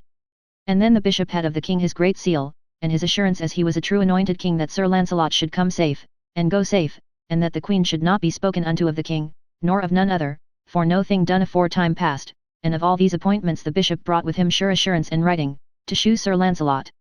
So when the bishop was come to Joyous Gard, there he shewed Sir Lancelot how the Pope had written to Arthur and unto him, and there he told him the perils if he withheld the Queen from the king. It was never in my thought, said Lancelot, to withhold the Queen from my lord Arthur, but, insomuch she should have been dead for my sake, meseemeth it was my part to save her life, and put her from that danger, till better recover might come. And now I thank God, said Sir Lancelot, that the Pope hath made her peace, for God know it, said Sir Lancelot, I will be 1,000-fold more gladder to bring her again, than ever I was of her taking away. With this, I may be sure to come safe and go safe, and that the Queen shall have her liberty as she had before, and never for no thing that hath been surmised afore this time, she never from this day stand in no peril. For else, said Sir Lancelot, I dare adventure me to keep her from an harder shower than ever I kept her. It shall not need you, said the bishop, to dread so much, for wit you well, the Pope must be obeyed, and it were not the Pope's worship nor my poor honesty to wit you distressed, neither the Queen, neither in peril, nor shamed. And then he shewed Sir Lancelot all his writing, both from the Pope and from King Arthur. This is sure enough, said Sir Lancelot, for full well I dare trust my lord's own writing and his seal, for he was never shamed of his promise. Therefore, said Sir Lancelot unto the bishop, ye shall write unto the king afore, and recommend me unto his good grace, and let him have knowledging that this same day 8 days, by the grace of God, I myself shall bring my lady, Queen Guinevere, unto him. And then say ye unto my most redoubt king, that I will say largely for the Queen, that I shall none accept for dread nor fear, but the king himself, and my lord Sir Gawain, and that is more for the king's love than for himself. So the bishop departed and came to the king at Carlisle, and told him all how Sir Lancelot answered him, and then the tears brast out of the king's eyen. Then Sir Lancelot purveyed him 100 knights, and all were clothed in green velvet, and their horses trapped to their heels, and every knight held a branch of olive in his hand, in tokening of peace. And the Queen had 24 gentlewomen following her in the same wise, and Sir Lancelot had 12 coursers following him, and on every courser sat a young gentleman, and all they were arrayed in green velvet, with sarps of gold about their quarters, and the horse trapped in the same wise down to the heels, with many ouches, set with stones and pearls in gold, to the number of 1,000. And she and Sir Lancelot were clothed in white cloth of gold tissue, and right so as ye have heard, as the French book maketh mention, he rode with the Queen from Joyous Gard to Carlisle. And so Sir Lancelot rode throughout Carlisle, and so in the castle, that all men might behold, and wit you well there was many a weeping eye. And then Sir Lancelot himself alighted and avoided his horse, and took the Queen, and so led her where King Arthur was in his seat, and Sir Gawain sat afore him, and many other great lords. So when Sir Lancelot saw the king and Sir Gawain, then he led the Queen by the arm, and then he kneeled down, and the Queen both. Wit you well then was there many bold knight there with King Arthur that wept as tenderly as though they had seen all their kin afore them. So the king sat still, and said no word. And when Sir Lancelot saw his countenance, he arose and pulled up the Queen with him, and thus he spake full knightly. Chapter 15. Of the deliverance of the Queen to the king by Sir Lancelot, and what language Sir Gawain had to Sir Lancelot. My most redoubt king, ye shall understand, by the Pope's commandment and yours, I have brought to you my lady the Queen, as right requireth, and if there be any knight, of whatsoever degree that he be, except your person, that will say or dare say but that she is true and clean to you, I hear myself, Sir Lancelot du Lake, will make it good upon his body, that she is a true lady unto you, but liars ye have listened, and that hath caused debate betwixt you and me. For time hath been, my lord Arthur, that ye have been greatly pleased with me when I did battle for my lady, your Queen, and full well ye know, my most noble king, that she hath been put to great wrong or this time, and sithen it pleased you at many times that I should fight for her, meseemeth, my good lord, I had more cause to rescue her from the fire, insomuch she should have been brent for my sake. For they that told you those tales were liars, and so it fell upon them, for by likelihood had not the might of God been with me, I might never have endured 14 knights, and they armed and afore purposed, and I unarmed and not purposed. For I was sent for unto my lady your Queen, I wot not for what cause, but I was not so soon within the chamber door, but anon Sir Agravaine and Sir Mordred called me traitor and recreant knight. They called thee right, said Sir Gawain. My lord Sir Gawain, said Sir Lancelot, in their quarrel they proved themselves not in the right. Well well, Sir Lancelot, said the king, I have given thee no cause to do to me as thou hast done, for I have worshipped thee and thine more than any of all my knights.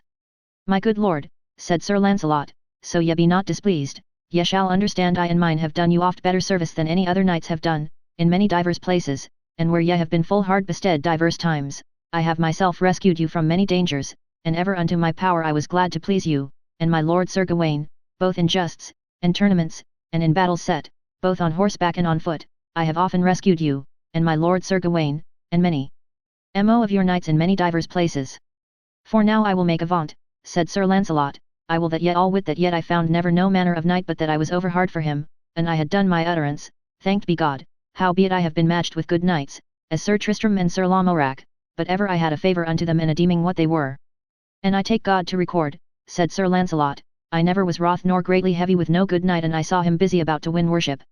And glad I was ever when I found any knight that might endure me on horseback and on foot, howbeit Sir Carados of the Dolorous Tower was a full noble knight and a passing strong man, and that wot yet, my lord Sir Gawain, for he might well be called a noble knight when he by fine force pulled you out of your saddle, and bound you over thwart afore him to his saddle bow, and there, my lord Sir Gawain, I rescued you, and slew him afore your sight.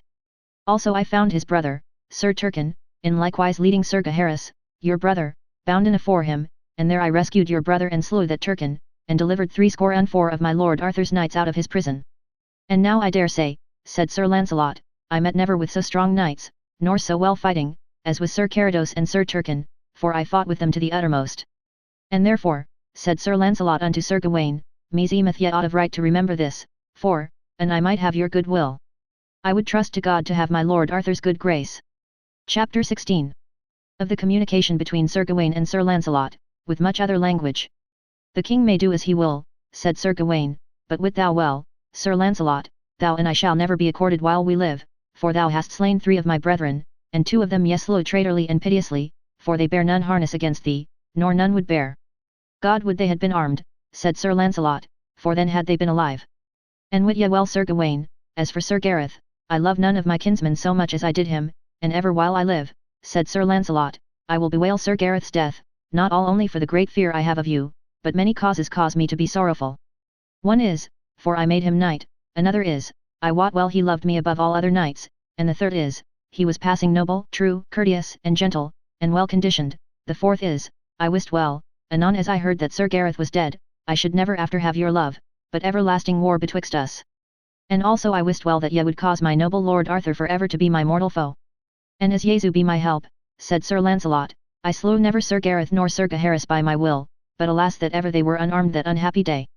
But thus much I shall offer me, said Sir Lancelot, if it may please the king's good grace, and you, my lord Sir Gawain, I shall first begin at Sandwich, and there I shall go in my shirt, barefoot, and at every 10 miles end I will found and gar make an house of religion, of what order that ye will assign me, within whole convent, to sing and read, day and night, in especial for Sir Gareth's sake and Sir Gaheris.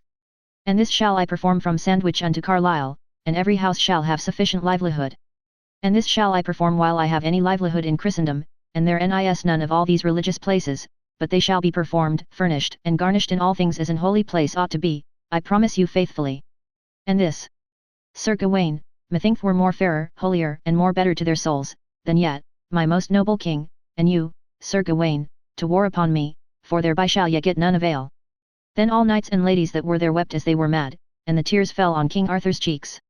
Sir Lancelot, said Sir Gawain, I have right well heard thy speech, and thy great proffers, but wit thou well, let the king do as it pleased him, I will never forgive my brother's death, and in especial the death of my brother, Sir Gareth. And if mine uncle, King Arthur, will accord with thee, he shall lose my service, for wit thou well thou art both false to the king and to me. Sir, said Lancelot, he beareth not the life that may make that good, and if yet, Sir Gawain, will charge me with so high a thing, ye must pardon me, for then needs must I answer you. Nay, said Sir Gawain, we are past that at this time, and that caused the Pope, for he hath charged mine uncle, the king, that he shall take his queen again, and to accord with thee, Sir Lancelot, as for this season, and therefore thou shalt go safe as thou camest. But in this land thou shalt not abide past 15 days. Such summons I give thee, so the king and we were consented and accorded or thou camest. And else, said Sir Gawain, wit thou well thou shouldst not have come here, but if it were maugre thy head. And if it were not for the Pope's commandment, said Sir Gawain, I should do battle with mine own body against thy body, and prove it upon thee, that thou hast been both false unto mine uncle King Arthur, and to me both, and that shall I prove upon thy body, when thou art departed from hence, wheresoever I find thee. Chapter 17. How Sir Lancelot departed from the king and from Joyous Gard over seaward, and what knights went with him. Then Sir Lancelot sighed, and therewith the tears fell on his cheeks, and then he said thus, Alas, most noble Christian realm, whom I have loved above all other realms, and in thee I have gotten a great part of my worship, and now I shall depart in this wise.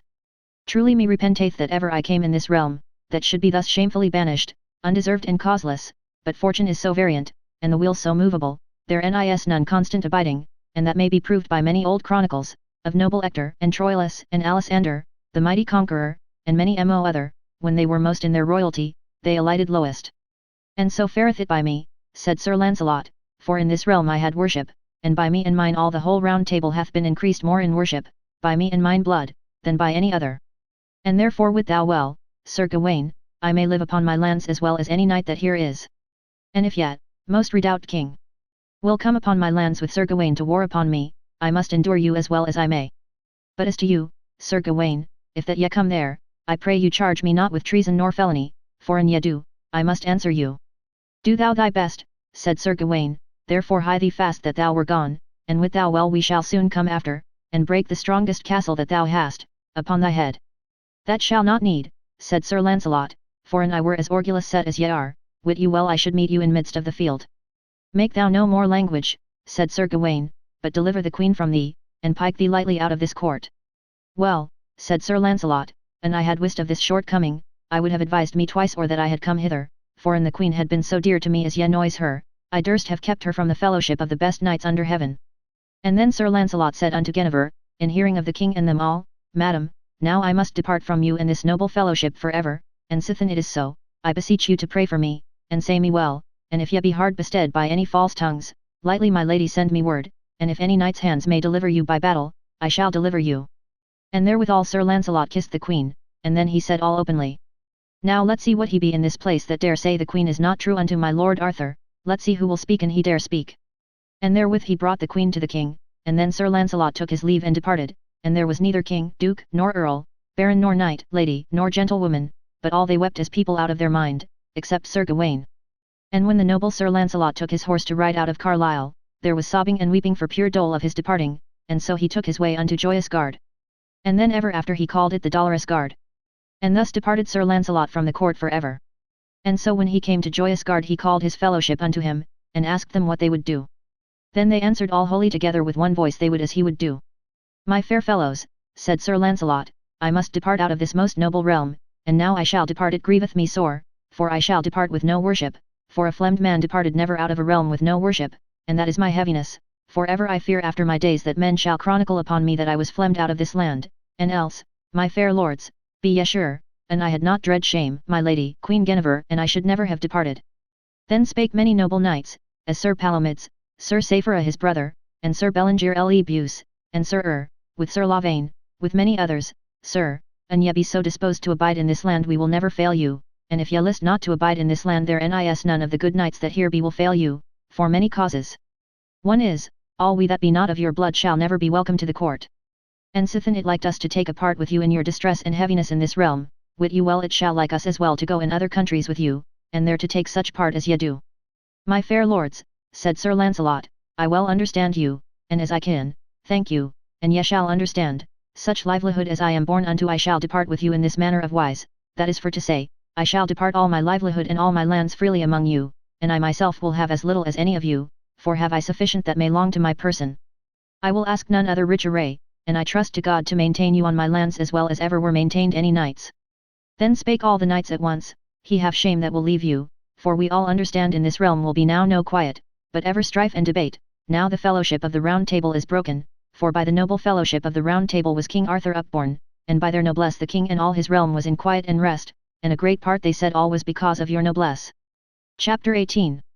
How Sir Lancelot passed over the sea, and how he made great lords of the knights that went with him. Truly, said Sir Lancelot, I thank you all of your good saying, howbeit, I wot well, in me was not all the stability of this realm, but in that I did my devoir, and well I am sure I knew many rebellions in my days that by me were peaced, and I trow we all shall hear of them in short space, and that me sore repenteth. For ever I dread me, said Sir Lancelot, that Sir Mordred will make trouble, for he is passing envious and applieth him to trouble. So they were accorded to go with Sir Lancelot to his lands, and to make short tale, they trussed, and paid all that would ask them, and wholly 100 knights departed with Sir Lancelot at once, and made their avows they would never leave him for weal nor for woe. And so they shipped at Cardiff, and sailed unto Benwick, some men call it Bayonne, and some men call it Beaune, where the wine of Beaune is. But to say the sooth, Sir Lancelot and his nephews were lords of all France, and of all the lands that longed unto France, he and his kindred rejoiced it all through Sir Lancelot's noble prowess. And then Sir Lancelot stuffed and furnished and garnished all his noble towns and castles. Then all the people of those lands came to Sir Lancelot on foot and hands. And so when he had stablished all these countries, he shortly called a parliament, and there he crowned Sir Lionel, King of France, and Sir Bors he crowned him King of all King Claudas' lands, and Sir Ector de Maris, that was Sir Lancelot's youngest brother, he crowned him King of Benwick, and King of all Guienne, that was Sir Lancelot's own land. And he made Sir Ector prince of them all, and thus he departed. Then Sir Lancelot advanced all his noble knights, and first he advanced them of his blood, that was Sir Blommery, he made him Duke of Limousin in Guienne, and Sir Bleoberis he made him Duke of Poitiers, and Sir Gahalantine he made him Duke of Quern, and Sir Galihodin he made him Duke of Saintonge, and Sir Galahad he made him Earl of Périgord, and Sir Menatoc he made him Earl of Rouergue, and Sir Villiers the Valiant he made him Earl of Béarn, and Sir Hebes le Renoames he made him Earl of Camonga. And Sir Lavaine he made him Earl of Armagnac, and Sir he made him Earl of Estrake, and Sir Neronews he made him Earl of Pardiac, and Sir Plenorius he made Earl of Foix, and Sir Celices of the Dolorous Tower he made him Earl of Mossaki, and Sir Melias de Lisle he made him Earl of Tursac, and Sir Belangira le Buse he made Earl of the Lons, and Sir Palomides he made him Duke of the Provence, and Sir Saphira he made him Duke of Languedoc, and Sir Cleges he gave him the earldom of Agent. And Sir Sadoc he gave the earldom of Surlat, and Sir Dinas le Seneschal he made him Duke of Anjou, and Sir Clarus he made him Duke of Normandy. Thus Sir Lancelot rewarded his noble knights and many more, that meseemeth it were too long to rehearse. Chapter 19. How King Arthur and Sir Gawain made a great host ready to go over sea to make war on Sir Lancelot. So leave we Sir Lancelot in his lands, and his noble knights with him, and return we again unto King Arthur and to Sir Gawain, that made a great host ready, to the number of 70,000, and all thing was made ready for their shipping to pass over the sea, and so they shipped at Cardiff. And there King Arthur made Sir Mordred chief ruler of all England, and also he put Queen Guinevere under his governance, because Sir Mordred was King Arthur's son, he gave him the rule of his land and of his wife, and so the king passed the sea and landed upon Sir Lancelot's lands, and there he brent and wasted, through the vengeance of Sir Gawain, all that they might overrun. When this word came to Sir Lancelot, that King Arthur and Sir Gawain were landed upon his lands, and made a full great destruction and waste, then spake Sir Bors, and said, My lord Sir Lancelot, it is shame that we suffer them thus to ride over our lands, for wit you well, suffer ye them as long as ye will, they will do you no favour and they may handle you. Then said Sir Lionel that was wary and wise, My lord Sir Lancelot, I will give this counsel, let us keep our strong walled towns until they have hunger and cold, and blow on their nails, and then let us freshly set upon them, and shred them down as sheep in a field, that aliens may take example for ever how they land upon our lands. Then spake King Bagdemagus to Sir Lancelot, Sir, your courtesy will shend us all, and that courtesy hath waked all this sorrow, for an they thus over our lands ride, they shall by process bring us all to naught whilst we thus in holes us hide. Then said Sir Galahad unto Sir Lancelot, Sir, here be knights come of king's blood, that will not long droop, and they are within these walls, therefore give us leave, like as we be knights, to meet them in the field, and we shall slay them, that they shall curse the time that ever they came into this country. Then spake 7 brethren of North Wales, and they were 7 noble knights, a man might seek in 7 kings' lands or he might find such 7 knights. Then they all said at once, Sir Lancelot, for Christ's sake let us outride with Sir Galahad, for we be never wont to cower in castles nor in noble towns. Then spake Sir Lancelot, that was master and governor of them all, My fair lords, wit you well I am full loath to ride out with my knights for shedding of Christian blood, and yet my lands I understand be full bare for to sustain any host a while, for the mighty wars that whilom made King Claudas upon this country, upon my father King Ban, and on mine uncle King Bors, howbeit we will as at this time keep our strong walls, and I shall send a messenger unto my lord Arthur, a treaty for to take. For better is peace than always war. So Sir Lancelot sent forth a damosel and a dwarf with her, requiring King Arthur to leave his warring upon his lands, and so she start upon a palfrey, and the dwarf ran by her side. And when she came to the pavilion of King Arthur, there she alighted, and there met her a gentle knight, Sir Lucan the butler, and said, Fair damosel, come ye from Sir Lancelot du Lake? Yes sir, she said, therefore I come hither to speak with my lord the king. Alas, said Sir Lucan, my lord Arthur would love Lancelot, but Sir Gawain will not suffer him. And then he said, I pray to God, damosel, ye may speed well, for all we that be about the king would Sir Lancelot did best of any knight living. And so with this Lucan led the damosel unto the king where he sat with Sir Gawain, for to hear what she would say. So when she had told her tale, the water ran out of the king's eyen, and all the lords were full glad for to advise the king as to be accorded with Sir Lancelot, save all only Sir Gawain, and he said, My lord mine uncle, what will ye do? Will ye now turn again, now ye are passed thus far upon this journey? All the world will speak of your villainy. Nay, said Arthur, wit thou well, Sir Gawain, I will do as ye will advise me, and yet meseemeth, said Arthur, his fair proffers were not good to be refused, but sithen I am come so far upon this journey, I will that ye give the damosel her answer, for I may not speak to her for pity, for her proffers be so large. Chapter 20. What message Sir Gawain sent to Sir Lancelot, and how King Arthur laid siege to Benwick, and other matters. Then Sir Gawain said to the damosel thus, Damosel, say ye to Sir Lancelot that it is waste labour now to sue to mine uncle, for tell him, an he would have made any labour for peace, he should have made it or this time, for tell him now it is too late, and say that I, Sir Gawain, so send him word, that I promise him by the faith I owe unto God and to knighthood, I shall never leave him till he have slain me or I him.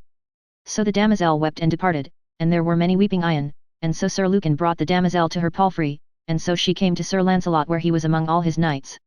And when Sir Lancelot had heard this answer, then the tears ran down by his cheeks. And then his noble knights strode about him, and said, Sir Lancelot, wherefore make ye such cheer, think what ye are, and what men we are, and let us noble knights match them in midst of the field. That may be lightly done, said Sir Lancelot, but I was never so loath to do battle, and therefore I pray you, fair sirs, as ye love me, be ruled as I will have you, for I will always flee that noble king that made me knight. And when I may no further, I must needs defend me, and that will be more worship for me and us all than to compare with that noble king whom we have all served. Then they held their language, and as that night they took their rest.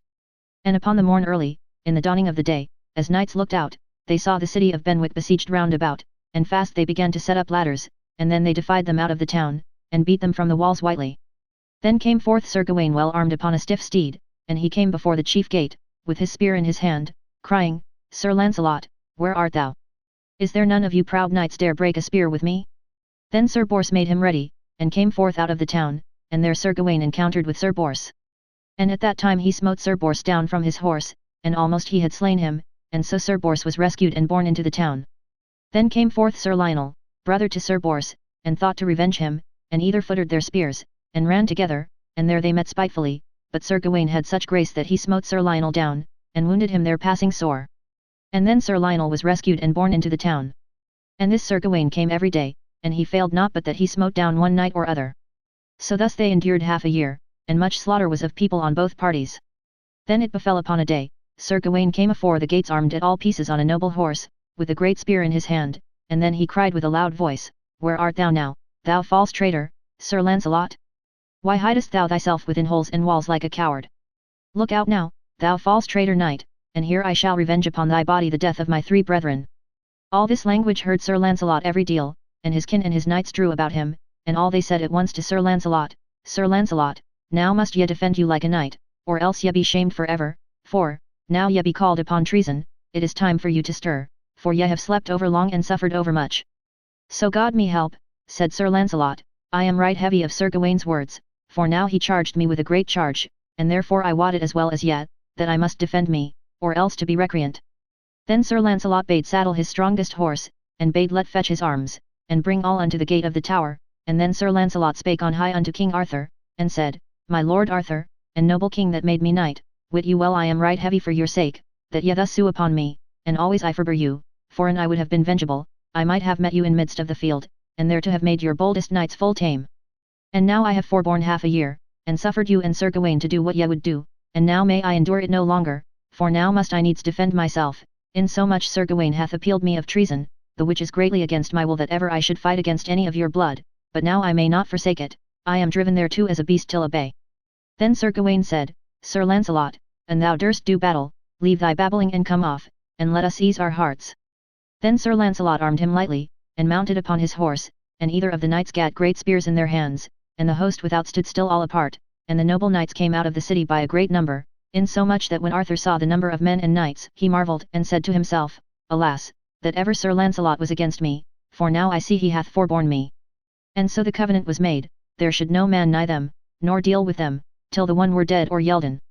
Chapter 21. How Sir Lancelot and Sir Gawain did battle together, and how Sir Gawain was overthrown and hurt. Then Sir Gawain and Sir Lancelot departed a great way asunder, and then they came together with all their horses' might as they might run, and either smote other in midst of their shields, but the knights were so strong, and their spears so big, that their horses might not endure their buffets, and so their horses fell to the earth, and then they avoided their horses, and dressed their shields afore them. Then they stood together and gave many sad strokes on divers places of their bodies, that the blood brast out on many sides and places. Then had Sir Gawain such a grace and gift that an holy man had given to him, that every day in the year, from undern till high noon, his might increased those 3 hours as much as thrice his strength, and that caused Sir Gawain to win great honour. And for his sake King Arthur made an ordinance, that all manner of battles for any quarrels that should be done afore King Arthur should begin at undern, and all was done for Sir Gawain's love, that by likelihood, if Sir Gawain were on the one part, he should have the better in battle while his strength endureth 3 hours, but there were but few knights that time living that knew this advantage that Sir Gawain had, but King Arthur all only. Thus Sir Lancelot fought with Sir Gawain, and when Sir Lancelot felt his might evermore increase, Sir Lancelot wondered and dread him sore to be shamed. For as the French book saith, Sir Lancelot weened, when he felt Sir Gawain double his strength, that he had been a fiend and none earthly man, wherefore Sir Lancelot traced and traversed, and covered himself with his shield, and kept his might and his braid during 3 hours, and that while Sir Gawain gave him many sad brunts, and many sad strokes, that all the knights that beheld Sir Lancelot marvelled how that he might endure him, but full little understood they that travail that Sir Lancelot had for to endure him. And then when it was past noon Sir Gawain had no more but his own might. When Sir Lancelot felt him so come down, then he stretched him up and stood near Sir Gawain, and said thus, My lord Sir Gawain, now I feel ye have done, now my lord Sir Gawain, I must do my part. For many great and grievous strokes I have endured you this day with great pain. Then Sir Lancelot doubled his strokes and gave Sir Gawain such a buffet on the helmet that he fell down on his side, and Sir Lancelot withdrew him from him. Why withdrawest thou thee? Said Sir Gawain, Now turn again, false traitor knight, and slay me, for an thou leave me thus, when I am whole I shall do battle with thee again. I shall endure you, sir, by God's grace, but wit thou well, Sir Gawain, I will never smite a felled knight. And so Sir Lancelot went into the city, and Sir Gawain was borne into King Arthur's pavilion, and leeches were brought to him, and searched and salved with soft ointments. And then Sir Lancelot said, Now have good day, my lord the king, for wit you well ye win no worship at these walls, and if I would my knights outbring, there should many a man die. Therefore, my lord Arthur, remember you of old kindness, and however I fare, Jesu be your guide in all places. Chapter 22. Of the sorrow that King Arthur made for the war, and of another battle where also Sir Gawain had the worse. Alas, said the king, that ever this unhappy war was begun, for ever Sir Lancelot forbeareth me in all places, and in likewise my kin, and that is seen well this day by my nephew Sir Gawain. Then King Arthur fell sick for sorrow of Sir Gawain, that he was so sore hurt, and because of the war betwixt him and Sir Lancelot. So then they on King Arthur's part kept the siege with little war without forth, and they within forth kept their walls, and defended them when need was. Thus Sir Gawain lay sick 3 weeks in his tents, with all manner of leechcraft that might be had. And as soon as Sir Gawain might go and ride, he armed him at all points, and start upon a courser, and gat a spear in his hand, and so he came riding afore the chief gate of Benwick, and there he cried on height, Where art thou, Sir Lancelot? Come forth, thou false traitor knight and recreant, for I am here, Sir Gawain, will prove this that I say on thee. All this language Sir Lancelot heard, and then he said thus, Sir Gawain, me repents of your foul saying, that ye will not cease of your language, for you wot well, Sir Gawain, I know your might and all that ye may do, and well ye wot, Sir Gawain, ye may not greatly hurt me. Come down, traitor knight, said he, and make it good the contrary with thy hands, for it mishapped me the last battle to be hurt of thy hands, therefore wit thou well I am come this day to make amends, for I ween this day to lay thee as low as thou laidest me. Jesu defend me, said Sir Lancelot, that ever I be so far in your danger as ye have been in mine, for then my days were done. But Sir Gawain, said Sir Lancelot, ye shall not think that I tarry long, but sithen that ye so unknightly call me of treason, ye shall have both your hands full of me.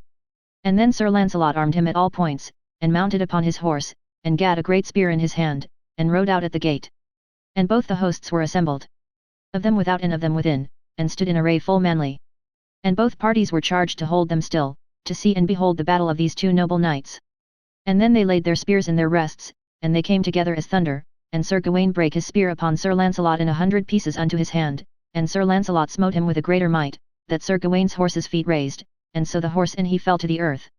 Then Sir Gawain deliberately avoided his horse, and put his shield afore him, and eagerly drew his sword, and bade Sir Lancelot, Alight, traitor knight, for if this mare's son hath failed me, wit thou well a king's son and a queen's son shall not fail thee.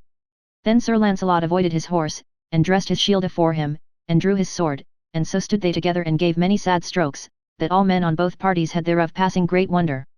But when Sir Lancelot felt Sir Gawaine's might so marvellously increase, he then withheld his courage and his wind, and kept himself wonder covered of his might, and under his shield he traced and traversed here and there, to break Sir Gawaine's strokes and his courage, and Sir Gawaine enforced himself with all his might and power to destroy Sir Lancelot, for as the French book saith, ever as Sir Gawaine's might increased, right so increased his wind and his evil will. Thus Sir Gawaine did great pain unto Sir Lancelot 3 hours, that he had right great pain for to defend him. And when the 3 hours were past, that Sir Lancelot felt that Sir Gawaine was come to his own proper strength, then Sir Lancelot said unto Sir Gawaine, Now have I proved you twice, that ye are a full dangerous knight, and a wonderful man of your might, and many wonderful deeds have ye done in your days, for by your might increasing you have deceived many a full noble and valiant knight, and, now I feel that ye have done your mighty deeds, now wit you well I must do my deeds. And then Sir Lancelot stood near Sir Gawaine, and then Sir Lancelot doubled his strokes, and Sir Gawaine defended him mightily, but nevertheless Sir Lancelot smote such a stroke upon Sir Gawaine's helm, and upon the old wound, that Sir Gawaine sinked down upon his one side in a swoon. And anon as he did awake he waved and foined at Sir Lancelot as he lay, and said, Traitor knight, wit thou well I am not yet slain, come thou near me and perform this battle unto the uttermost. I will no more do than I have done. Said Sir Lancelot, for when I see you on foot I will do battle upon you all the while I see you stand on your feet, but for to smite a wounded man that may not stand, God defend me from such a shame. And then he turned him and went his way toward the city. And Sir Gawaine evermore calling him traitor knight, and said, Wit thou well Sir Lancelot, when I am whole I shall do battle with thee again, for I shall never leave thee till that one of us be slain. Thus as this siege endured, and as Sir Gawaine lay sick near a month, and when he was well recovered and ready within 3 days to do battle again with Sir Lancelot, right so came tidings unto Arthur from England that made King Arthur and all his host to remove. Here followeth the XXI book. Book XXI. Chapter 1. How Sir Mordred presumed and took on him to be King of England, and would have married the Queen, his father's wife. As Sir Mordred was ruler of all England, he did do make letters as though that they came from beyond the sea, and the letters specified that King Arthur was slain in battle with Sir Lancelot. Wherefore Sir Mordred made a parliament, and called the lords together, and there he made them to choose him king, and so was he crowned at Canterbury, and held a feast there 15 days, and afterward he drew him unto Winchester, and there he took the Queen Guinevere, and said plainly that he would wed her which was his uncle's wife and his father's wife. And so he made ready for the feast, and a day prefixed that they should be wedded, wherefore Queen Guinevere was passing heavy. But she durst not discover her heart, but spake fair, and agreed to Sir Mordred's will. Then she desired of Sir Mordred for to go to London, to buy all manner of things that longed unto the wedding. And because of her fair speech Sir Mordred trusted her well enough, and gave her leave to go. And so when she came to London she took the Tower of London, and suddenly in all haste possible she stuffed it with all manner of victual, and well garnished it with men, and so kept it. Then when Sir Mordred wist and understood how he was beguiled, he was passing wroth out of measure. And a short tale for to make, he went and laid a mighty siege about the Tower of London, and made many great assaults thereat, and threw many great engines unto them, and shot great guns. But all might not prevail Sir Mordred, for Queen Guinevere would never for fair speech nor for foul, would never trust to come in his hands again. Then came the Bishop of Canterbury, the which was a noble clerk and an holy man, and thus he said to Sir Mordred, Sir, what will ye do? Will ye first displease God and sith and shame yourself, and all knighthood? Is not King Arthur your uncle, no farther but your mother's brother, and on her himself King Arthur begot you upon his own sister, therefore how may you wed your father's wife? Sir, said the noble clerk, leave this opinion or I shall curse you with book and bell and candle. Do thou thy worst, said Sir Mordred, wit thou well I shall defy thee. Sir, said the bishop, and wit you well I shall not fear me to do that me ought to do. Also where ye noise where my lord Arthur is slain, and that is not so, and therefore ye will make a foul work in this land. Peace, thou false priest, said Sir Mordred, for an thou chafe me any more I shall make strike off thy head. So the bishop departed and did the cursing in the most orgulous wise that might be done. And then Sir Mordred sought the Bishop of Canterbury for to have slain him. Then the bishop fled, and took part of his goods with him, and went nigh unto Glastonbury, and there he was as priest hermit in a chapel, and lived in poverty and in holy prayers, for well he understood that mischievous war was at hand. Then Sir Mordred sought on Queen Guinevere by letters and songs, and by fair means and foul means, for to have her to come out of the Tower of London, but all this availed not, for she answered him shortly, openly and privily, that she had liefer slay herself than to be married with him. Then came word to Sir Mordred that King Arthur had erased the siege for Sir Lancelot, and he was coming homeward with a great host, to be avenged upon Sir Mordred, wherefore Sir Mordred made right writs to all the barony of this land, and much people drew to him. For then was the common voice among them that with Arthur was none other life but war and strife, and with Sir Mordred was great joy and bliss. Thus was Sir Arthur depraved, and evil said of. And many there were that King Arthur had made up of naught, and given them lands, might not then say him a good word. Lo ye all Englishmen, see ye not what a mischief here was? For he that was the most king and knight of the world, and most loved the fellowship of noble knights, and by him they were all upholden, now might not these Englishmen hold them content with him. Lo thus was the old custom and usage of this land, and also men say that we of this land have not yet lost nor forgotten that custom and usage. Alas, this is a great default of us Englishmen, for there may no thing please us no term. And so fared the people at that time, they were better pleased with Sir Mordred than they were with King Arthur, and much people drew unto Sir Mordred, and said they would abide with him for better and for worse. And so Sir Mordred drew with a great host to Dover, for there he heard say that Sir Arthur would arrive, and so he thought to beat his own father from his lands, and the most part of all England held with Sir Mordred, the people were so newfangle. Chapter 2. How after that King Arthur had tidings, he returned and came to Dover, where Sir Mordred met him to let his landing, and of the death of Sir Gawain. And so as Sir Mordred was at Dover with his host, there came King Arthur with a great navy of ships and galleys and carracks. And there was Sir Mordred ready awaiting upon his landing, to let his own father to land upon the land that he was king over. Then there was launching of great boats and small, and full of noble men of arms, and there was much slaughter of gentle knights, and many a full bold baron was laid full low, on both parties. But King Arthur was so courageous that there might no manner of knights let him to land, and his knights fiercely followed him, and so they landed maugre Sir Mordred in all his power, and put Sir Mordred aback, that he fled and all his people. So when this battle was done, King Arthur let bury his people that were dead. And then was noble Sir Gawain found in a great boat, lying more than half dead. When Sir Arthur wist that Sir Gawain was laid so low, he went unto him, and there the king made sorrow out of measure, and took Sir Gawain in his arms, and thrice he there swooned. And then when he awaked, he said, Alas, Sir Gawain, my sister's son, here now thou liest, the man in the world that I loved most, and now is my joy gone, for now, my nephew Sir Gawain, I will discover me unto your person, in Sir Lancelot and you I most had my joy, and mine affiance, and now have I lost my joy of you both, wherefore all mine earthly joy is gone from me. Mine uncle King Arthur, said Sir Gawain, wit you well my death day is come, and all is through mine own hastiness and wilfulness, for I am smitten upon the old wound the which Sir Lancelot gave me, on the which I feel well I must die, and had Sir Lancelot been with you as he was. This unhappy war had never begun, and of all this am I causer, for Sir Lancelot and his blood, through their prowess, held all your cankered enemies in subjection and danger. And now, said Sir Gawain, ye shall miss Sir Lancelot. But alas, I would not accord with him, and therefore, said Sir Gawain, I pray you, fair uncle, that I may have paper, pen, and ink, that I may write to Sir Lancelot a cittle with mine own hands.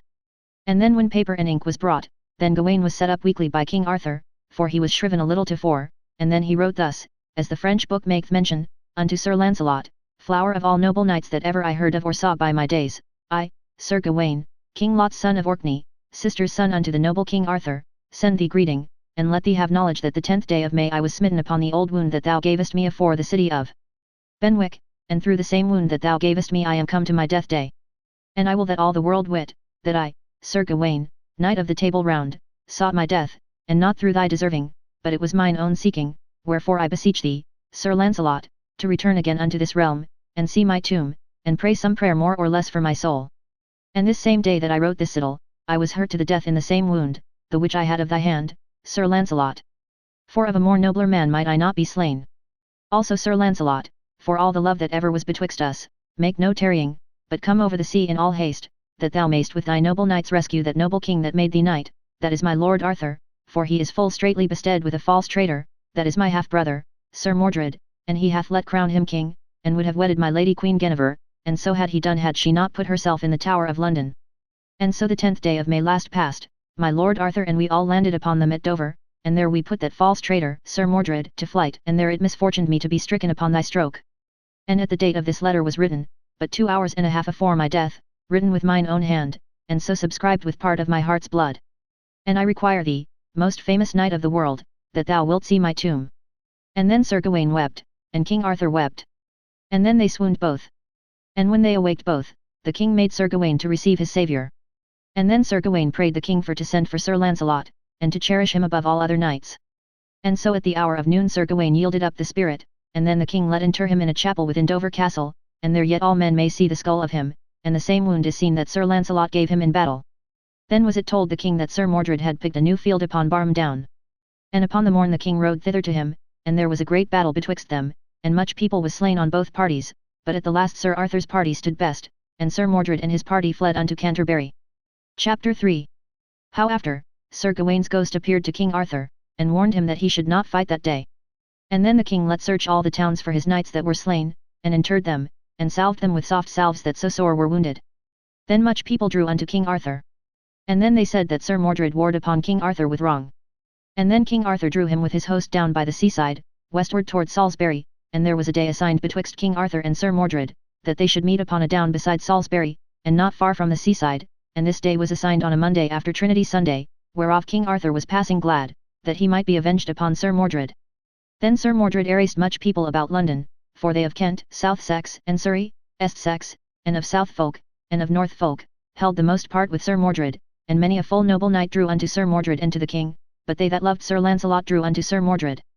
So upon Trinity Sunday at night, King Arthur dreamed a wonderful dream, and that was this, that him seemed he sat upon a chaflet in a chair, and the chair was fast to a wheel, and thereupon sat King Arthur in the richest cloth of gold that might be made, and the king thought there was under him, far from him, an hideous deep black water, and therein were all manner of serpents and worms and wild beasts, foul and horrible, and suddenly the king thought the wheel turned up so down, and he fell among the serpents, and every beast took him by a limb, and then the king cried as he lay in his bed and slept, Help!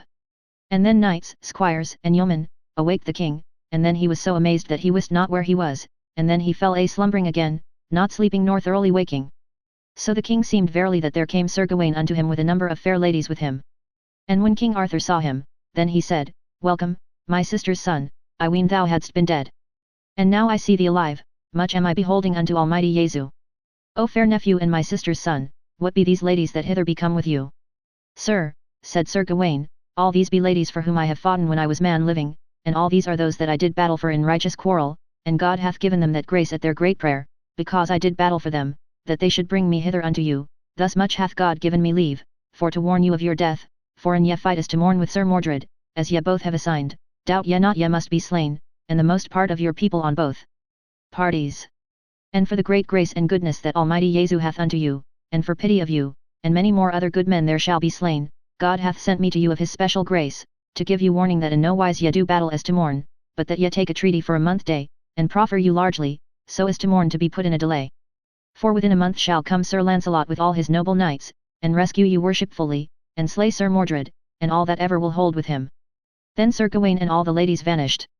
And anon the king called upon his knights, squires, and yeomen, and charged them whitely to fetch his noble lords and wise bishops unto him. And when they were come, the king told them his vision, what Sir Gawaine had told him, and warned him that if he fought on the morn he should be slain. Then the king commanded Sir Lucan the butler, and his brother Sir Bedivere, with 2 bishops with them, and charged them in any wise, and they might, take a treaty for a month day with Sir Mordred, and spare not, proffer him lands and goods as much as ye think best. So then they departed, and came to Sir Mordred, where he had a grim host of 100,000 men. And there they entreated Sir Mordred long time, and at the last Sir Mordred was agreed for to have Cornwall and Kent, by Arthur's days, after, all England, after the days of King Arthur. Chapter 4. How by misadventure of an adder the battle began, where Mordred was slain, and Arthur hurt to the death. Then were they condescended that King Arthur and Sir Mordred should meet betwixt both their hosts, and everych of them should bring 14 persons, and they came with this word unto Arthur. Then said he, I am glad that this is done, and so he went into the field. And when Arthur should depart, he warned all his host that an they see any sword drawn, look ye come on fiercely, and slay that traitor, Sir Mordred, for I in no wise trust him. In likewise Sir Mordred warned his host that, an ye see any sword drawn, look that ye come on fiercely, and so slay all that ever before you standeth, for in no wise I will not trust for this treaty, for I know well my father will be avenged on me. And so they met as their appointment was, and so they were agreed and accorded thoroughly, and wine was fetched, and they drank. Right soon came an adder out of a little heath bush, and it stung a knight on the foot. And when the knight felt him stung, he looked down and saw the adder. And then he drew his sword to slay the adder, and thought of none other harm. And when the host on both parties saw that sword drawn, then they blew beams, trumpets, and horns, and shouted grimly. And so both hosts dressed them together. And King Arthur took his horse, and said, Alas this unhappy day! And so rode to his party. And Sir Mordred in likewise. And never was there seen a more doleful battle in no Christian land, for there was but rushing and riding, foining and striking, and many a grim word was there spoken either to other, and many a deadly stroke. But ever King Arthur rode throughout the battle of Sir Mordred many times, and did full nobly as a noble king should, and at all times he fainted never, and Sir Mordred that day put him in devoir, and in great peril. And thus they fought all the long day, and never stinted till the noble knights were laid to the cold earth, and ever they fought still till it was near night, and by that time was there 100,000 laid dead upon the down. Then was Arthur wood wroth out of measure, when he saw his people so slain from him. Then the king looked about him, and then was he ware, of all his host and of all his good knights, were left no more alive but 2 knights, that one was Sir Lucan the butler, and his brother Sir Bedivere, and they were full sore wounded. Jesu mercy, said the king, where are all my noble knights become? Alas that ever I should see this doleful day, for now, said Arthur, I am come to mine end. But would to God that I wist where were that traitor Sir Mordred, that hath caused all this mischief. Then was King Arthur where Sir Mordred leaned upon his sword among a great heap of dead men. Now give me my spear, said Arthur unto Sir Lucan, for yonder I have espied the traitor that all this woe hath wrought. Sir, let him be, said Sir Lucan, for he is unhappy, and if ye pass this unhappy day ye shall be right well revenged upon him.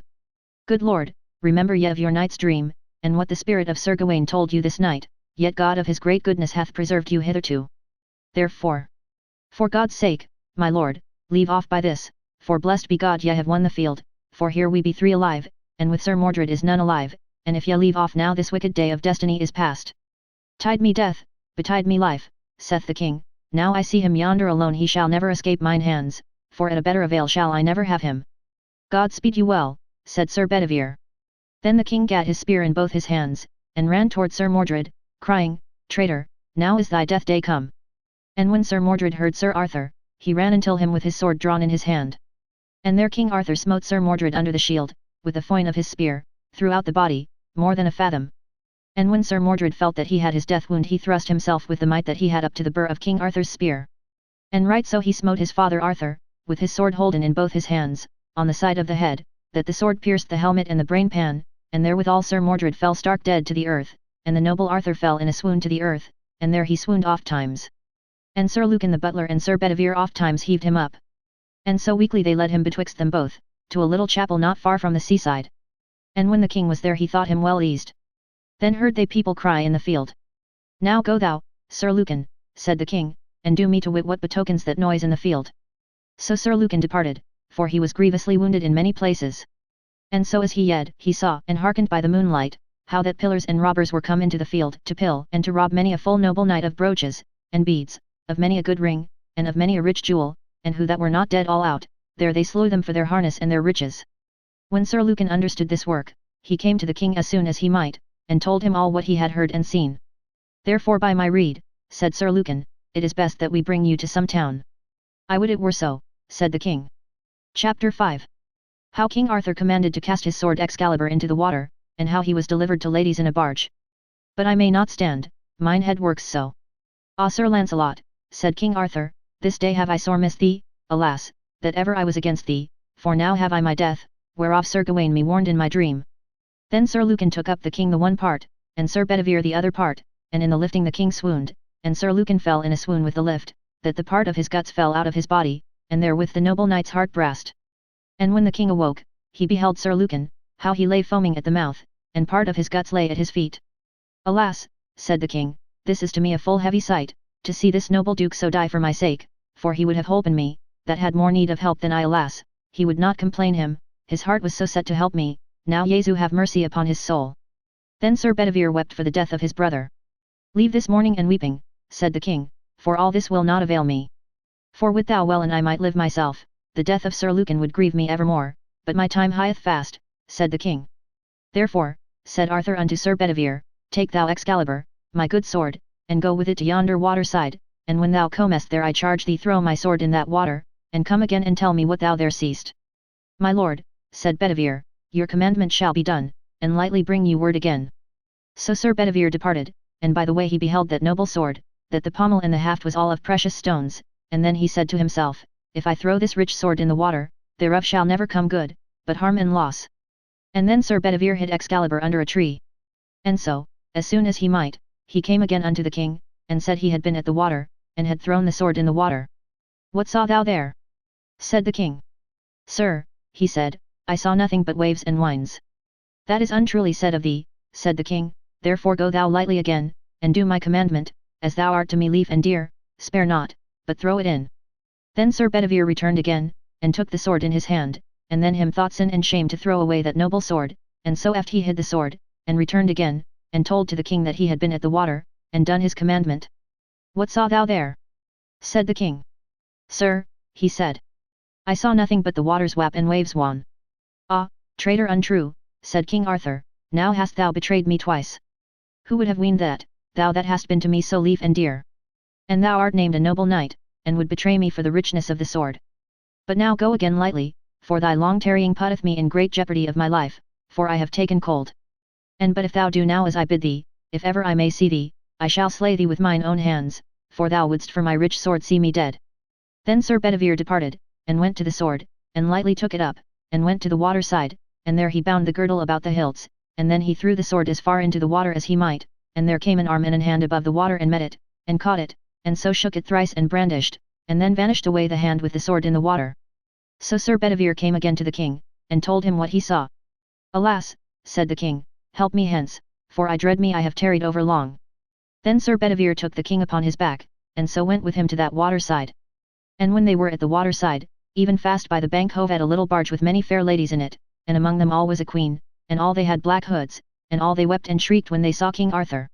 Now put me into the barge, said the king. And so he did softly, and there received him 3 queens with great mourning, and so they set them down. And in one of their laps King Arthur laid his head. And then that queen said, Ah, dear brother, why have ye tarried so long from me? Alas, this wound on your head hath caught over much cold.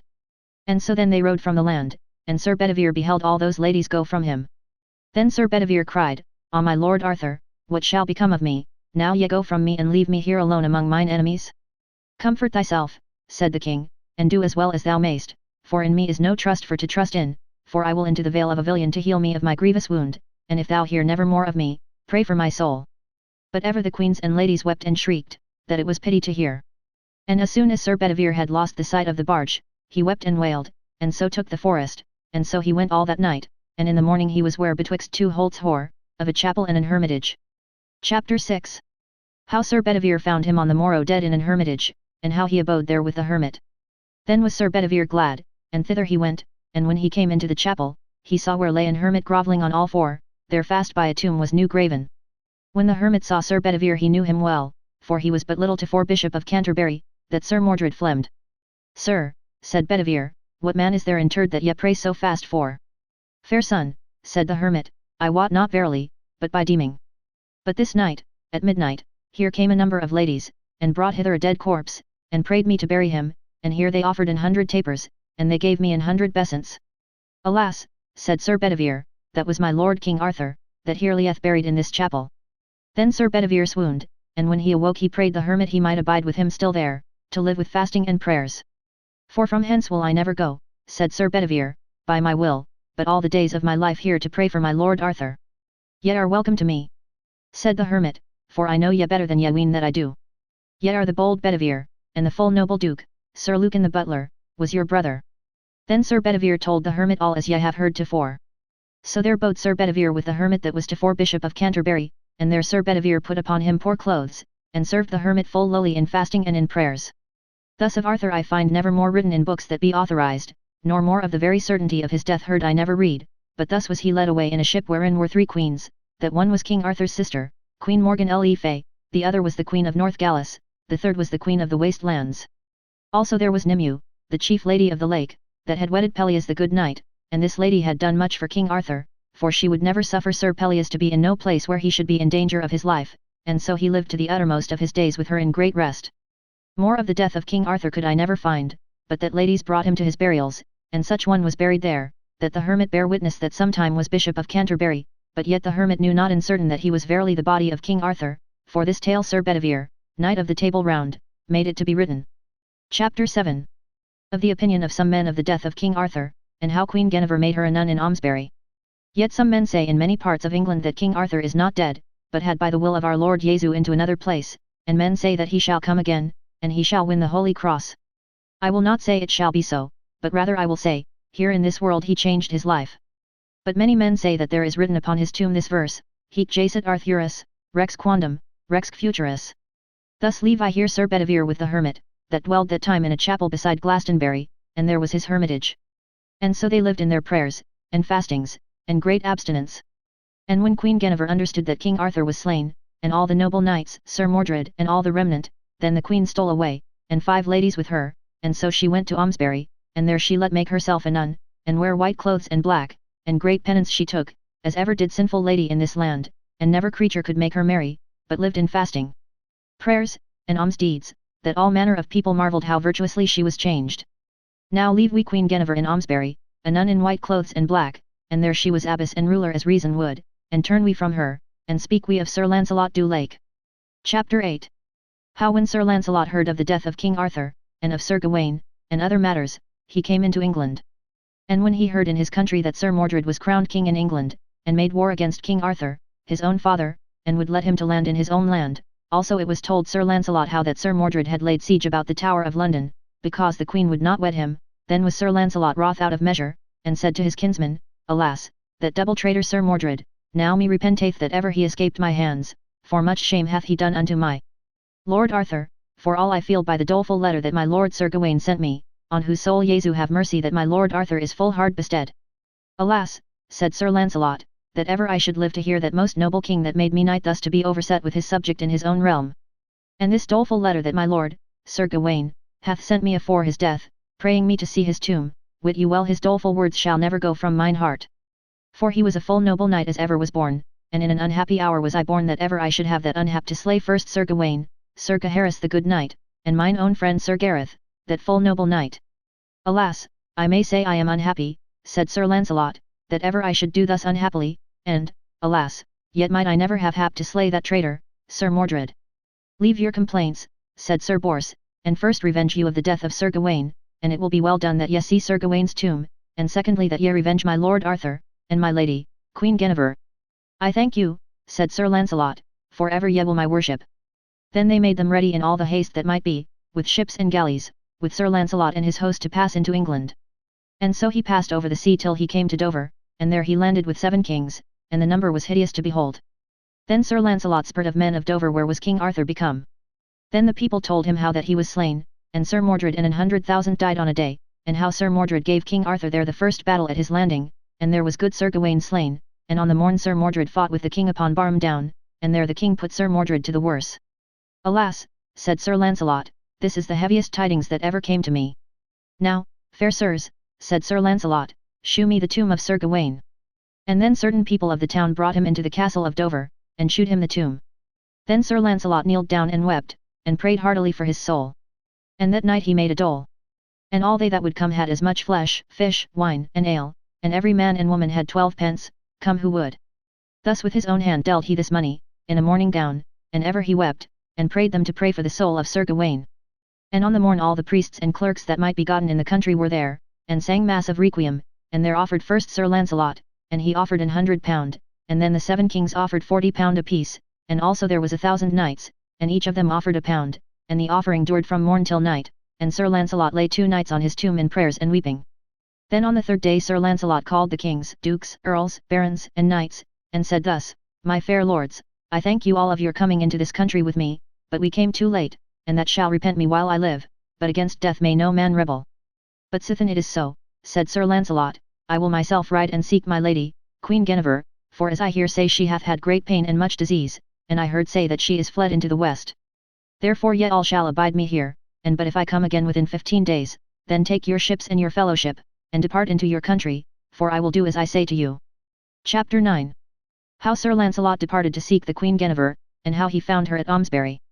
Then came Sir Bors de Ganis, and said, My lord Sir Lancelot, what think ye for to do, now to ride in this realm?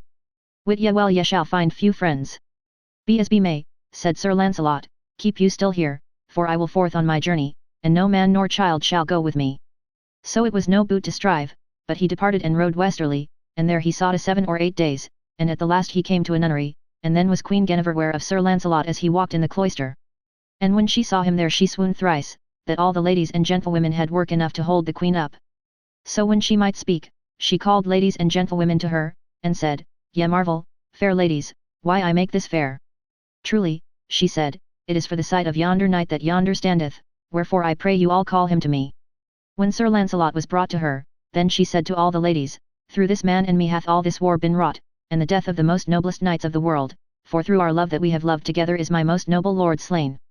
Therefore, Sir Lancelot, wit thou well I am set in such a plight to get my soul heal, and yet I trust through God's grace that after my death to have a sight of the blessed face of Christ, and at doomsday to sit on his right side, for as sinful as ever I was are saints in heaven.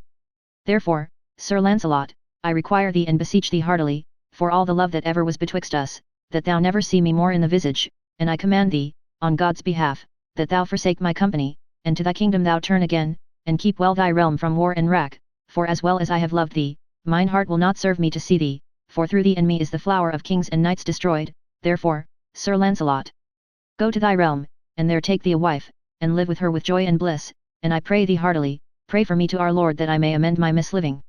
Now, sweet madam, said Sir Lancelot, would ye that I should now return again unto my country, and there to wed a lady? Nay, madam, wit you well that shall I never do, for I shall never be so false to you of that I have promised, but the same destiny that ye have taken you to, I will take me unto, for to please Jesu, and ever for you I cast me specially to pray. If thou wilt do so, said the queen, hold thy promise, but I may never believe but that thou wilt turn to the world again.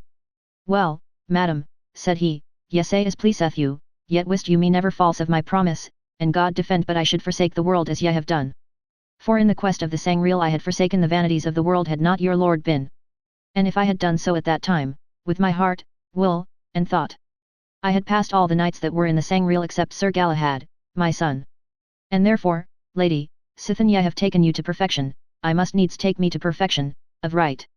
For I take record of God, in you I have had mine earthly joy, and if I had found you now so disposed, I had cast me to have had you into mine own realm.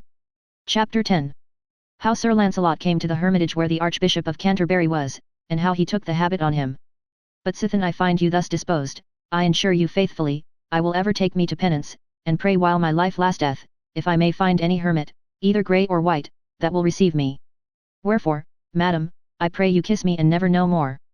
Nay, said the queen, that shall I never do, but abstain you from such works, and they departed. But there was never so hard-and-hearted man but he would have wept to see the dolour that they made, for there was lamentation as they had been stung with spears, and many times they swooned, and the ladies bare the queen to her chamber. And Sir Lancelot awoke and went and took his horse, and rode all that day and all night in a forest, weeping. And at the last he was ware of an hermitage and a chapel stood betwixt two cliffs, and then he heard a little bell ring to mass, and thither he rode and alighted, and tied his horse to the gate, and heard mass. And he that sang mass was the Bishop of Canterbury. Both the bishop and Sir Bedivere knew Sir Lancelot, and they spake together after mass. But when Sir Bedivere had told his tale all whole, Sir Lancelot's heart almost brast for sorrow, and Sir Lancelot threw his arms abroad, and said, Alas, who may trust this world? And then he kneeled down on his knee, and prayed the bishop to shrive him and assoil him. And then he besought the bishop that he might be his brother. Then the bishop said, I will gladly, and there he put an habit upon Sir Lancelot, and there he served God day and night with prayers and fastings. Thus the great host abode at Dover. And then Sir Lionel took 15 lords with him, and rode to London to seek Sir Lancelot, and there Sir Lionel was slain and many of his lords. Then Sir Bors de Ganis made the great host for to go home again, and Sir Bors, Sir Ector de Maris, Sir Blommery, Sir Bleoberis, with more other of Sir Lancelot's kin, took on them to ride all England overthwart and endlong, to seek Sir Lancelot. So Sir Bors by fortune rode so long till he came to the same chapel where Sir Lancelot was, and so Sir Bors heard a little bell knell, that rang to mass, and there he alighted and heard mass. And when mass was done, the bishop Sir Lancelot, and Sir Bedivere, came to Sir Bors. And when Sir Bors saw Sir Lancelot in that manner clothing, then he prayed the bishop that he might be in the same suit. And so there was an habit put upon him, and there he lived in prayers and fasting. And within half a year, there was come Sir Galahad, Sir Galihodin, Sir Blommery, Sir Bleoberis, Sir Villiers, Sir Claras, and Sir Gahalantine. So all these 7 noble knights there abode still. And when they saw Sir Lancelot had taken him to such perfection, they had no lust to depart, but took such an habit as he had. Thus they endured in great penance 6 years, and then Sir Lancelot took the habit of priesthood of the bishop, and a 12-month he sang mass. And there was none of these other knights but they read in books, and holp for to sing mass, and rang bells, and did bodily all manner of service. And so their horses went where they would, for they took no regard of no worldly riches. For when they saw Sir Lancelot endure such penance in prayers and fastings, they took no force what pain they endured, for to see the noblest knight of the world take such abstinence that he waxed full lean. And thus upon a night, there came a vision to Sir Lancelot, and charged him, in remission of his sins, to haste him unto Almesbury, and by then thou come there, thou shalt find Queen Guinevere dead. And therefore take thy fellows with thee, and purvey them of an horse bier, and fetch thou the corpse of her, and bury her by her husband, the noble King Arthur. So this a vision came to Sir Lancelot thrice in one night. Chapter 11. How Sir Lancelot went with his 7 fellows to Almesbury, and found their Queen Guinevere dead, whom they brought to Glastonbury. Then Sir Lancelot rose up or day, and told the hermit. It were well done, said the hermit, that ye made you ready, and that you disobey not the vision. Then Sir Lancelot took his 8 fellows with him, and on foot they yede from Glastonbury to Almesbury, the which is little more than 30 mile. And thither they came within 2 days, for they were weak and feeble to go. And when Sir Lancelot was come to Almesbury within the nunnery, Queen Guinevere died but half an hour afore. And the ladies told Sir Lancelot that Queen Guinevere told them all o'er she passed, that Sir Lancelot had been priest near a 12-month, and hither he cometh as fast as he may to fetch my corpse, and beside my lord, King Arthur, he shall bury me. Wherefore the queen said in hearing of them all, I beseech Almighty God that I may never have power to see Sir Lancelot with my worldly eyen, and thus, said all the ladies, was ever her prayer these 2 days, till she was dead. Then Sir Lancelot saw her visage, but he wept not greatly, but sighed. And so he did all the observance of the service himself, both the dirige, and on the morn he sang mass. And there was ordained an horse bier, and so with 100 torches ever burning about the corpse of the queen, and ever Sir Lancelot with his 8 fellows went about the horse bier, singing and reading many an holy orison, and frankincense upon the corpse incensed. Thus Sir Lancelot and his 8 fellows went on foot from Almesbury unto Glastonbury. And when they were come to the chapel and the hermitage, there she had a dirige, with great devotion. And on the morn the hermit that sometime was Bishop of Canterbury sang the mass of requiem with great devotion. And Sir Lancelot was the first that offered, and then also his 8 fellows. And then she was wrapped in seared cloth of reins, from the top to the toe in 30-fold, and after she was put in a web of lead, and then in a coffin of marble. And when she was put in the earth Sir Lancelot swooned, and lay long still, while the hermit came and awaked him, and said, Ye be to blame, for ye displease God with such manner of sorrow making. Truly, said Sir Lancelot, I trust I do not displease God, for he knoweth mine intent. For my sorrow was not, nor is not for any rejoicing of sin, but my sorrow may never have end. For when I remember of her beauty, and of her noblesse, that was both with her king and with her, so when I saw his corpse and her corpse so lie together, truly mine heart would not serve to sustain my careful body. Also when I remember me how by my default, mine orgueil and my pride, that they were both laid full low, that were peerless that ever was living of Christian people, wit you well, said Sir Lancelot, this remembered, of their kindness and mine unkindness, sank so to mine heart, that I might not sustain myself. So the French book maketh mention. Chapter 12. How Sir Lancelot began to sicken, and after died, whose body was borne to Joyous Gard for to be buried. Then Sir Lancelot never after ate but little meat, and he drank, till he was dead. For then he sickened more and more, and dried, and dwined away. For the bishop nor none of his fellows might not make him to eat, and little he drank, that he was waxen by a cubit shorter than he was, that the people could not know him. For evermore, day and night, he prayed, but sometime he slumbered a broken sleep, ever he was lying grovelling on the tomb of King Arthur and Queen Guinevere. And there was no comfort that the bishop, nor Sir Bors, nor none of his fellows, could make him, it availed not. So within 6 weeks after, Sir Lancelot fell sick, and lay in his bed, and then he sent for the bishop that there was hermit, and all his true fellows. Then Sir Lancelot said with dreary Stephen, Sir Bishop, I pray you give to me all my rights that longeth to a Christian man. It shall not need you, said the hermit and all his fellows, it is but heaviness of your blood, ye shall be well mended by the grace of God to morn. My fair lords, said Sir Lancelot, wit you well my careful body will into the earth, I have warning more than now I will say, therefore give me my rights. So when he was houselled and annealed, and had all that a Christian man ought to have, he prayed the bishop that his fellows might bear his body to Joyous Gard. Some men say it was Alnwick, and some men say it was Bamborough. Howbeit, said Sir Lancelot, me repenteth sore, but I made mine avow sometime, that in Joyous Gard I would be buried. And because of breaking of mine avow, I pray you all, lead me thither. Then there was weeping and wringing of hands among his fellows. So at a season of the night they all went to their beds, for they all lay in one chamber. And so after midnight, against day, the bishop that then was hermit, as he lay in his bed asleep, he fell upon a great laughter. And therewith all the fellowship awoke, and came to the bishop, and asked him what he ailed. Ah Jesu mercy, said the bishop, why did ye awake me? I was never in all my life so merry and so well at ease. Wherefore? Said Sir Bors. Truly said the bishop, here was Sir Lancelot with me with more angels than ever I saw men in one day. And I saw the angels heave up Sir Lancelot unto heaven, and the gates of heaven opened against him. It is but dretching of swavens, said Sir Bors, for I doubt not Sir Lancelot aileth nothing but good. It may well be, said the bishop, go ye to his bed, and then shall ye prove the sooth. So when Sir Bors and his fellows came to his bed they found him stark dead, and he lay as he had smiled, and the sweetest savour about him that ever they felt. Then was there weeping and wringing of hands, and the greatest dole they made that ever made men. And on the morn the bishop did his mass of requiem, and after, the bishop and all the 9 knights put Sir Lancelot in the same horse bier that Queen Guinevere was laid into, for that she was buried. And so the bishop and they all together went with the body of Sir Lancelot daily, till they came to Joyous Gard, and ever they had 100 torches burning about him. And so within 15 days they came to Joyous Gard. And there they laid his corpse in the body of the choir, and sang and read many psalters and prayers over him and about him. And ever his visage was laid open and naked, that all folks might behold him. For such was the custom in those days, that all men of worship should so lie with open visage till that they were buried. And right thus as they were at their service, there came Sir Ector de Maris, that had 7 years sought all England, Scotland, and Wales, seeking his brother, Sir Lancelot. Chapter 13. How Sir Ector found Sir Lancelot his brother dead, and how Constantine reigned next after Arthur, and of the end of this book. And when Sir Ector heard such noise and light in the choir of Joyous Gard, he alighted and put his horse from him, and came into the choir, and there he saw men sing and weep. And all they knew Sir Ector, but he knew not them. Then went Sir Bors unto Sir Ector, and told him how there lay his brother, Sir Lancelot, dead, and then Sir Ector threw his shield, sword, and helm from him.